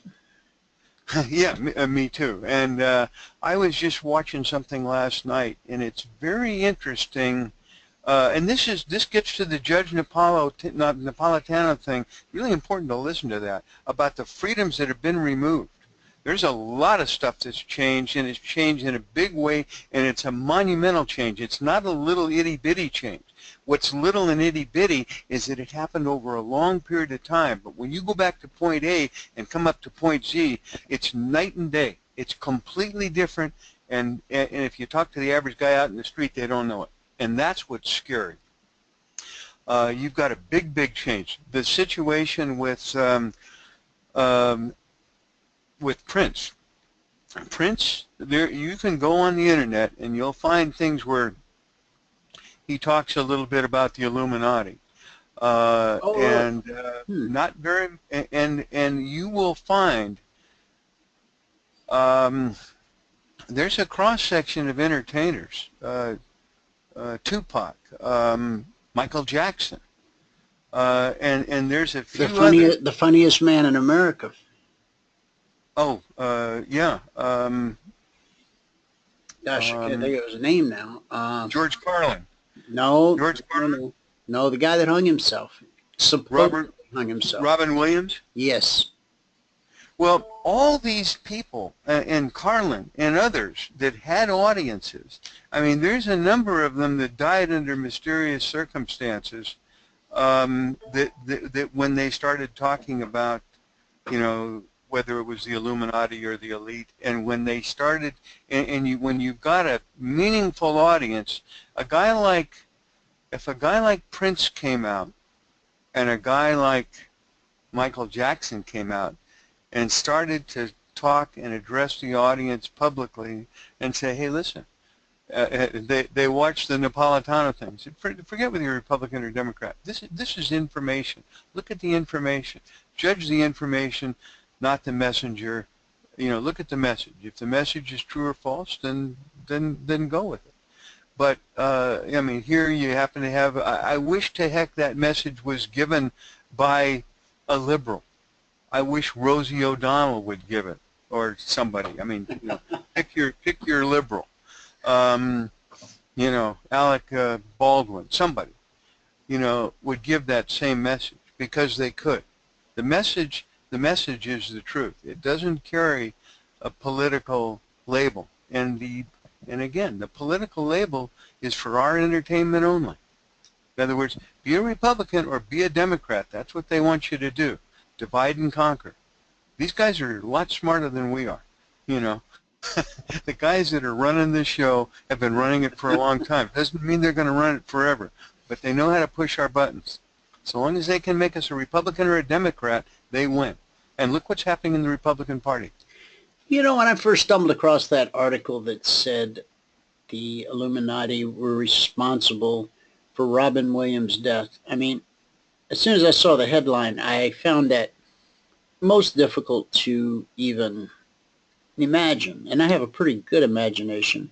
By the time I finished the article, I was probably more confused than convinced, but it helped fill in a hole because his entire personality, manic as it was, did not strike me as the type of person who would have taken such actions. You know, what we don't understand is the amount of technology that's actually available. I mean, not available to us necessarily, but the amount of technology that's actually available. I mean, Angela Merkel over there was upset with Obama and so forth because, you know, everybody knows that America is eavesdropping on whoever of us they want to. I mean, I don't have a private email or a private phone conversation, I'm sure, as most of us don't. They can listen to anything we do. Everything we do is an open book. But we're doing the same thing to other governments. Angela Merkel was upset that was happening with her. You know, it's like, what? Yeah. Wait a minute. You're listening to my call? She was a little bit miffed when she found out. Yeah. It's like, and gee, to be the friend of America now is, you know, you've got a big bully who's either going to beat you up, he's certainly going to spy on you, and if he doesn't like what he sees, then he's going to beat you up. So you do what we say, and that's that. Now maybe the good thing is there's a lot of stuff. You know, Obama's trying to do a thing against Russia. Who did Russia last attack? Oh, the Ukraine? Pardon me, weren't they Russia? You know, it's like, what's wrong? Can Americans think anymore? Remember the situation in Cuba in the textbook, if people don't remember it? What did JFK do? Russia was going to bring ICBMs into Cuba because Russia and Cuba were buddies. Mm-hmm. And JFK said, no, you're not. That's going to stop. Why? Because Cuba is pretty close to America. And who was right? Well, gosh, JFK was right. Well, then I ask you, in a fair world, why isn't Putin right? Now, let's be real here.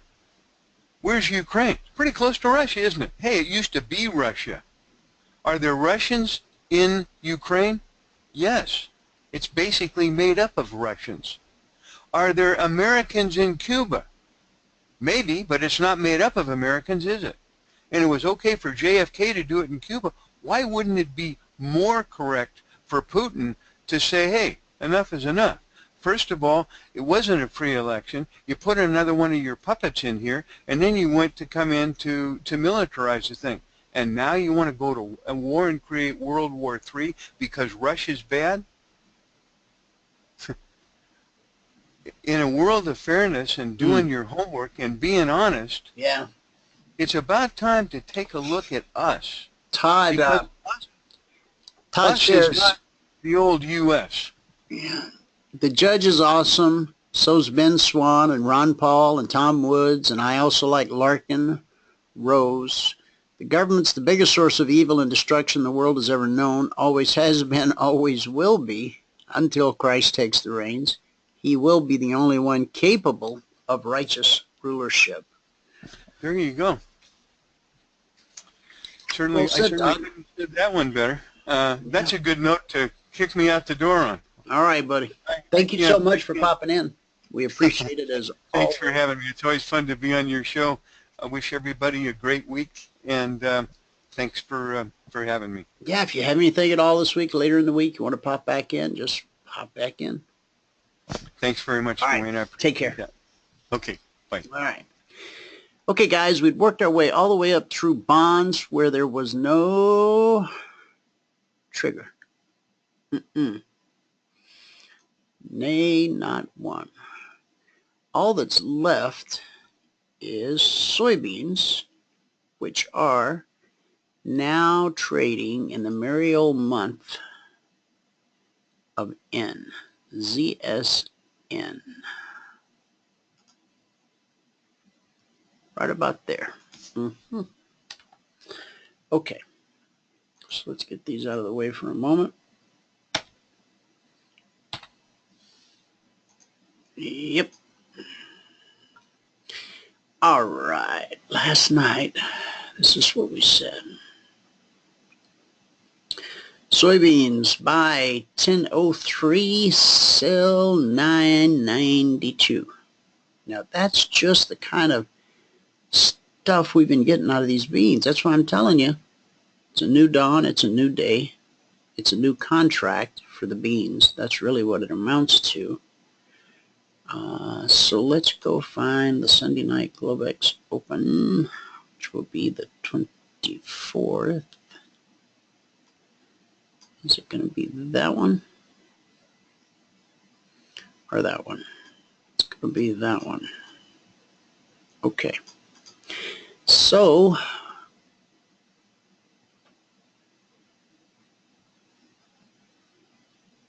we were looking to sell 992.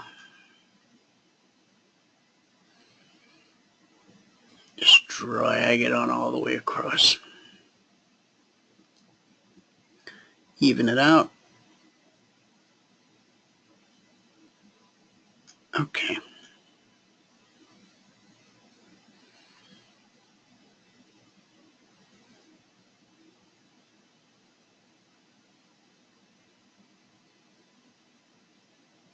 Come on. All right, 992, use an 8-point tick or an 8-tick stop, and you're looking for 8 ticks if you're trading the 2420 blueprint. So, if you're selling 992,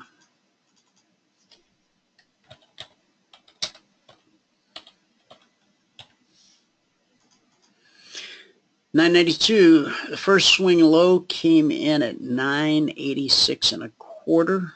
So that's 3 point, wait a minute, 9, it was 987. Let's just round 86.25 up to 987 in all fairness. And that gives us 5 points. Man, I can't count the days we didn't get 5 points in the last contract. Now that's at $50 per point, per contract. Important prices, important areas, almost always tested. So from 52, this time again back down to 87. So that's going to be another 5.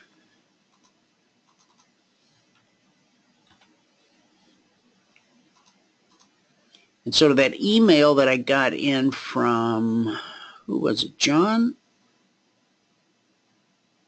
Let me see. Yeah, John, the ZSN6 certainly has enough volatility to trade intraday at the moment on the new contract. And so this was 87.5, so that's going to be 4.5 points. Now, how many points do you need if you're just looking to hit your daily goal on the 2420 blueprint? You need 2. 2. That's it.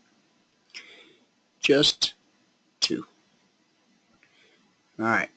Now, let's take a look at the short side of that trade.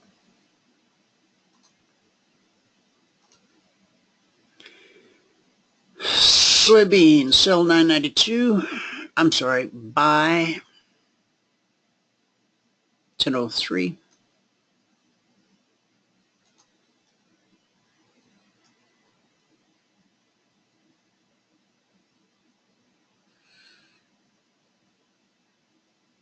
Here's 1003. Look at that, right there.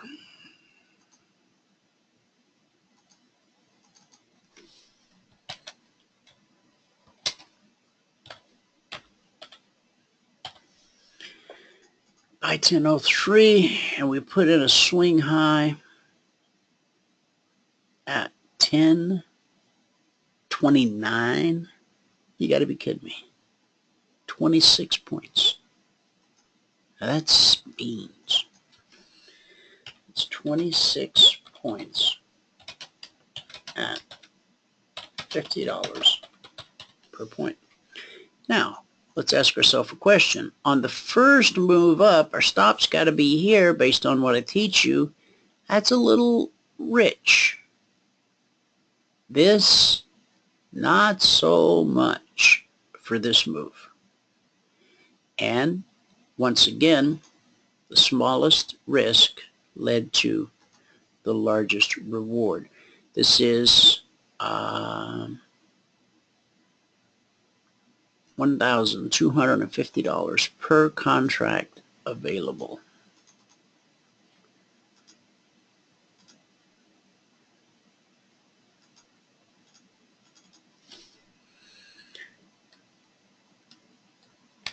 $1,250 per contract available.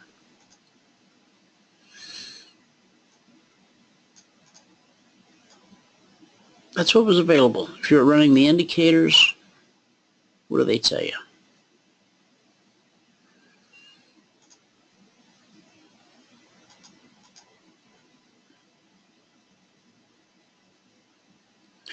You don't have an exit signal yet. If this candle closes bearish, you will have an exit signal, and you will have left some on the table, which reminds us that whenever we have $1,000 per contract in a trade, which would be at 1003. I'm sorry, 1023.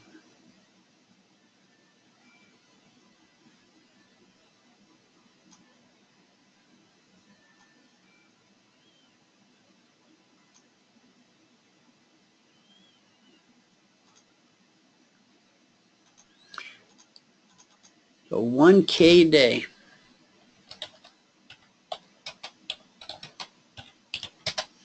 In beans.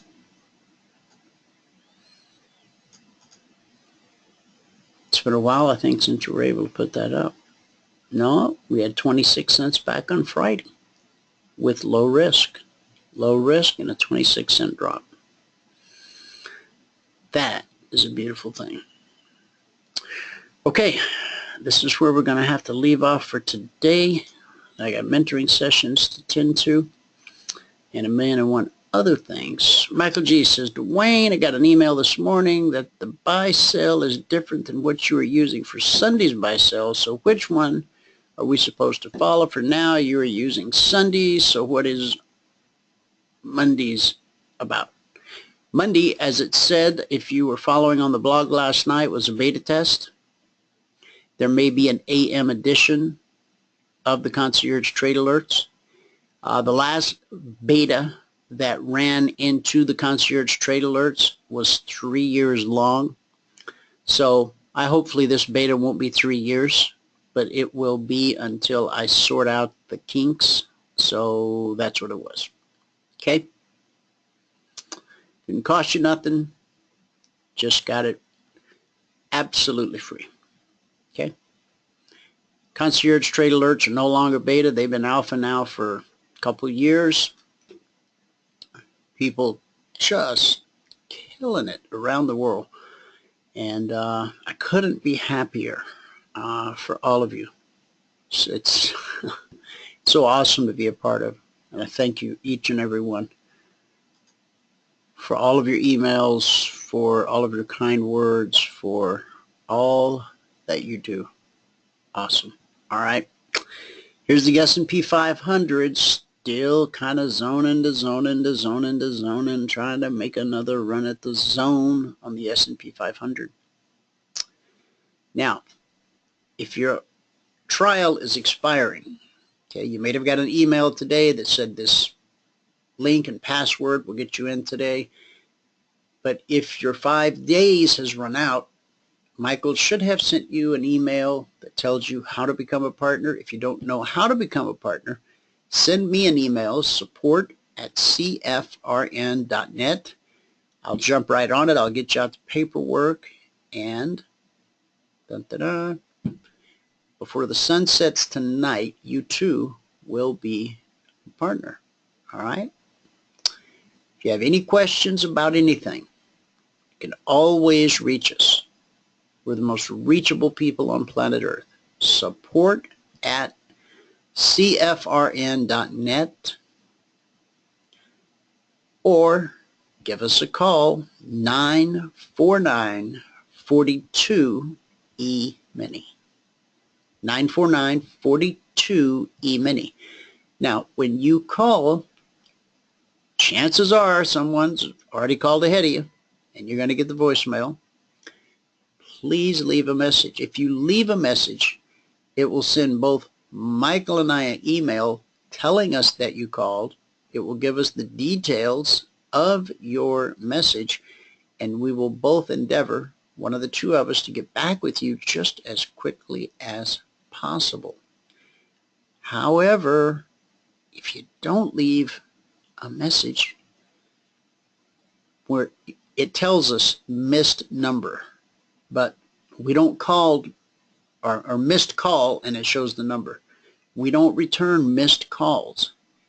What we return are the messages that you leave, because we know who you are and what you're talking about, and that way we can call you and talk intelligently about your situation, whatever it might be. Because we're here to help you. We want to help you, but we got to know who you are, why you're calling, what you need, and we'll be there for you. All right? Okay. Listen, thanks so much for tuning in today. Whoever you are, wherever you are, may God continue to richly bless you with His mercy and with His grace.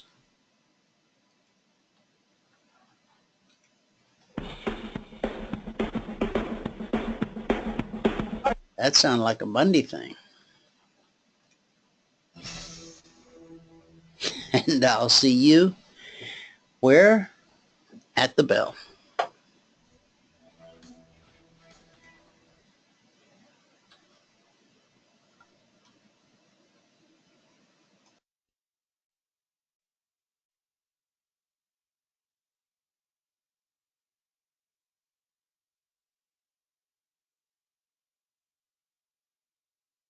The opinion of our host, Dwayne Reeves, his co-hosts, and guests. To learn more about trading Emini Futures or to take a 1-week free trial in our live trading room, call 1-866-928-3310. 866-928-3310. Information discussed on this radio program should not be construed as a recommendation to buy or sell any security. Always do your own due diligence and consult with a licensed securities broker or financial planner before making any investment decision.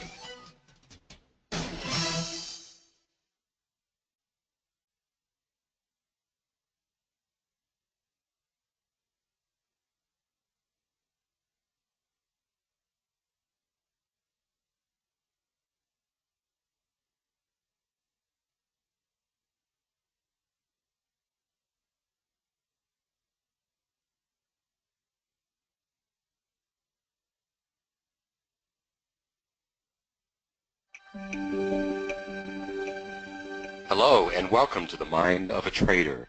This is Steve Croft. I hope that we can share maybe a thought or an idea that can have an impact on the way that you approach your trading, because that's really what this is all about when we get together. I know that everyone really dedicates time to their trading and learning their strategy, the methods that they're working on to make the best execution of a trade possible. You do it in small groups, you do it by working in your journal, looking at special books and DVDs. You go to seminars and national conventions about traders. We all spend so much time, if we're really striving to be a good trader, to get the technical aspects down. But I really want to encourage you, as well as myself, to never forget to set apart time and dedicate as much as we possibly can to getting the psychological side of our trading, the emotional side, which is going to be a foundation. If I don't have a good, solid foundation of who I am and how I'm going to approach trading, the greatest strategy or methods or trade stations or platforms in the world are not going to help me in the long run. I might have a few successes, but I'm generally not going to reach pinnacles and continue to reach new heights if I don't address my strengths and my weaknesses. We've all heard this when we were little kids. Sticks and stones may break my bones, but words will never hurt me. Well, I think we also know that that's a great myth. I mean, words have a tremendous power. I mean, just an immense way of bringing about not only pain, but a way of making a step back a few feet, possibly even stopping what we're doing, because when it's repeated over and over again, especially in a very negative fashion, we start believing it, especially with children. You know, you're a bad boy. You'll never amount to anything. Boy, does your face hurt? It's killing me. And it can go on and on. I mean, these are just a couple examples that maybe we've often heard. Possibly we might have even dealt it out ourselves. But the scary thing is it's not just children this can impact. It can impact you and me. If you go back a few decades, probably in the mid to late 80s, there was a huge push for building self-esteem around the world. And there are workshops available everywhere, teaching and mentoring people on how to feel good about themselves. It seemed like a valid mission that was going on by so many different speakers, and tremendous speakers that gave great input and insight into who we are and what we can become. But what seemed to happen was the positive feedback became a daily mantra, but not really being done sincerely. So it didn't really achieve the results because the recipients, you and me sometimes, or the people we were giving it to, truly understood that it wouldn't benefit if the praise was not genuine, if it wasn't sincere. And that brings us to a very important aspect about trading. See, trading is a lonely business. Yes, we have our trading groups, and we have our online trading groups, and we get on the phone and talk to our best friends. And sometimes we have 2 or 3 of us that will sit down and trade together. But mostly, we're by ourselves. We'll execute a trade by ourselves. If we make something fantastic happen, we're the one that pats ourselves in the back. If we make a huge mistake, well, we're the one that sometimes kicks ourselves. And with that aspect coming along, I mean, self-talk can really have a huge impact on how we continue on in our trading, or maybe if we don't recognize the self-talk that's happening, we don't visually see how we're building up a negative foundation. We're building up a series of packages inside of us that can explode at any moment when that last word becomes the last straw. You kind of wonder, well, how can that happen? Well, we need to understand that we can't really feel good or bad about ourselves.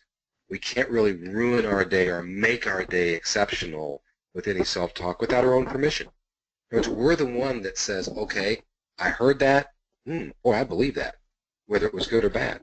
And in trading, oh, how many times have we done that?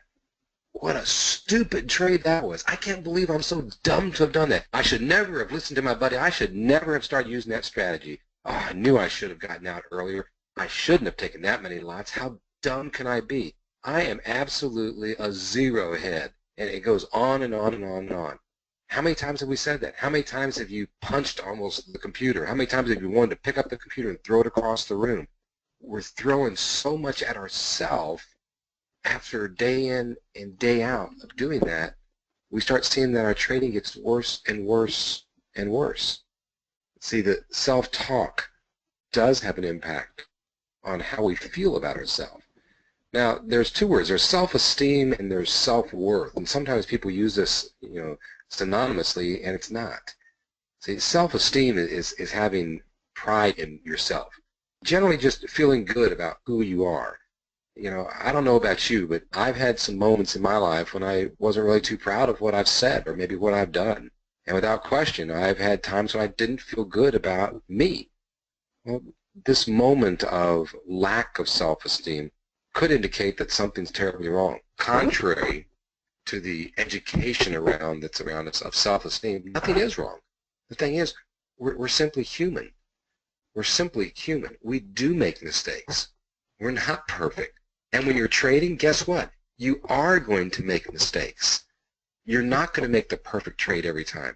Guess what? Even with all the times that we've spent together saying that we need to commit ourselves to be dedicated to every step of our strategy and method, and we're not going to veer from it, we're not going to take shortcuts, we're not going to go with, with our best friend's idea and make a weird trade one day. Guess what? No matter how much we promise, we're going to do it sometimes because we're human. We always will sometimes look for the shortcut. It might work for us sometimes, might not. But that's okay. That's just because we're human. But now self-worth, on the other hand, is accepting who we are. That means accepting the strengths that I have and the weaknesses that I have. Every ability or lack thereof of ability. All those wonderful moments as well as those times that are so challenging that it just kind of tears us down. Our many contributions and our refusals. Can you see the pattern? We need to understand that every one of us have some great mountaintop scenarios about who we are, and we have some valleys about who we are. Once again, none of us are built perfectly to be able to be Superman or Superwoman. All of us are built in a very special way. We have our pluses and our minuses. That's what makes us very good. But self-worth is understanding that that's good and accepting that that's who I am. I know that I'm not going to win a gold medal, as the fastest man in the world and see myself zoom down, in under 10 seconds, at 100 meters. I'm not going to, do a pole vault of 25 feet. Those aren't my gifts. Doesn't mean that I'm not worth anything. That's just not an area of my strength. But there are areas that I feel that I do have strengths in, and that's great. Same thing with yourself. If I accept that and know that in some parts of my life I have a lot of talent, in other parts of my life I don't, take that over to your trading. When you enter a trade and it's going really good for you, and one of your strengths is that you have a very good ability to take your profits and close out the trade, then make sure that you do that over and over again, because that just accentuates the positives in you. But if your weaknesses happen to be that when it's going against you and you have a little drawdown happening, that you don't get out of the trade and exit the trade in time to keep your losses from being greater than you can accept, then understand that you're going to possibly have some times that you lose more than you should, and you have to learn from it. Doesn't mean you're a terrible person. Don't tell yourself that you're terrible. Just understand that that's a weakness that you have to work on over and over again, and you need to find a way to put a big note in front of you that whenever it hits X amount of a loss, no matter what, you're going to close that trade. And if it turns back around to profit, don't kick yourself because you succeeded in doing something that previously was a huge weakness, and now you're being able to handle it. You're accepting who you are. You're accepting the fact that you have strengths and weaknesses. Trading is such a volatile environment. We all know that. Trading involves you and I stepping into a marketplace, into an environment that we don't know what's going to happen next, but we're going to use what we've learned, what we've studied, to give ourselves the highest probability of success. And then on top of that, the icing on all of it is we're human. We're going to make mistakes, and that's okay, but also realize you're human and you are of great worth of who you are and what you can accomplish in this world. And nothing that can happen during a trading session can reduce how much you are worth to your family, to your life, to your job, to all the things that you do around you. This is a little different aspect of how I want you to look at trading. Just two things I want you to remember. Number one, you are going to have a self-esteem drop at times because, yes, you'll make a mistake and you'll feel bad about it. But second, you are going to have some things happen that's just a part of who you are. Don't lower your self-worth. Don't say that you're not worth anything. Just accept the times that you have struggles and the times that you have exciting successes, and realize that you're the greatest trader that you can possibly be right now, and then set a goal to be even better tomorrow and the next day. Have a great week of trading. I look forward to talking to you the next time we get together on The Mind of a Trader. This is Steve Croft saying, trade good, trade for profit, trade with discipline, and continue to trade and become a great trader. This podcast was brought to you by Trading Post FX. For more information on our company, visit us at tradingpostfinancial.com. You're listening to CFRN, the Christian Financial Radio Network. Hi, friends. It's great to be with you, and if you are maybe just joining us, your pressing question at this moment is, what kind of church is this that fuses the Nicene Creed from the 300s with Journey? This is a question we ourselves have. The answer we enjoy. I want to invite you to turn to the book of Matthew, chapter 5. I'm going to continue our series on the Sermon on the Mount. I just like saying that. Do we have any visitors today? Yeah, where are you from? Ohio? Cleveland. Excellent. Where else? Taiwan. Cleveland? Taiwan. Where else? New York. Excellent. Orlando. Yes. Back there. North Carolina, where was that? Fort Myers, Florida. Welcome. Yes, hi. Texas.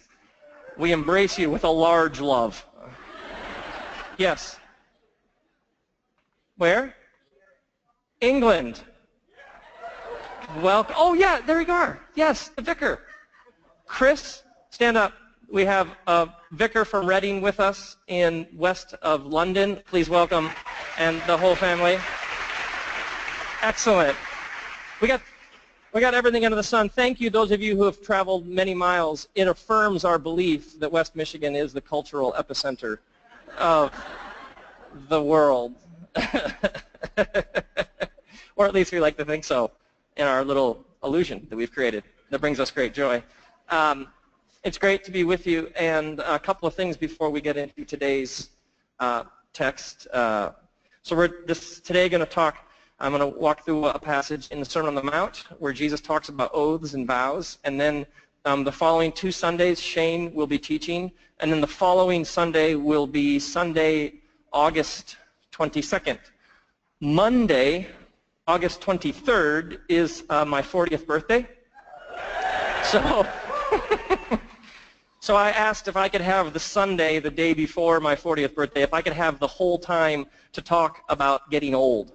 And so my wish has been granted, and I'm going to talk about what it means to grow old in a Jesus sort of way. And I believe there is profound countercultural wisdom for us if we tap into the ancient tradition of what it meant to grow older, which meant to grow wiser and looser and more limber. Are you with me now? So that's what we'll be doing. The following week will be August 29th, and I will be interviewing Peter Rollins. Peter Rollins is a philosopher from Belfast, Northern Ireland, and he has become a friend of mine over the past few years. He is an author. His first book was called How Not to Speak of God. His second book was called The Fidelity of Betrayal. And his third book, which recently came out, is called The Orthodox Heretic. Pause, laughter.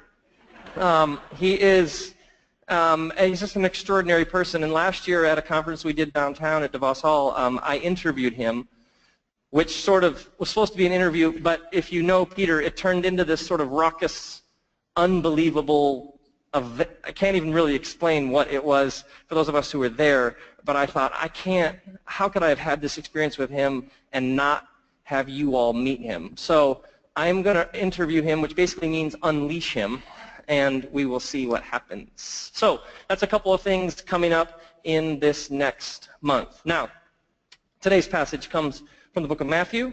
This is one section that we did not cover a year ago when we went verse by verse through the Sermon on the Mount. Verse 33, the heading my Bible says oaths. If you're following along in the Bible you were handed when you came in, it's page 893.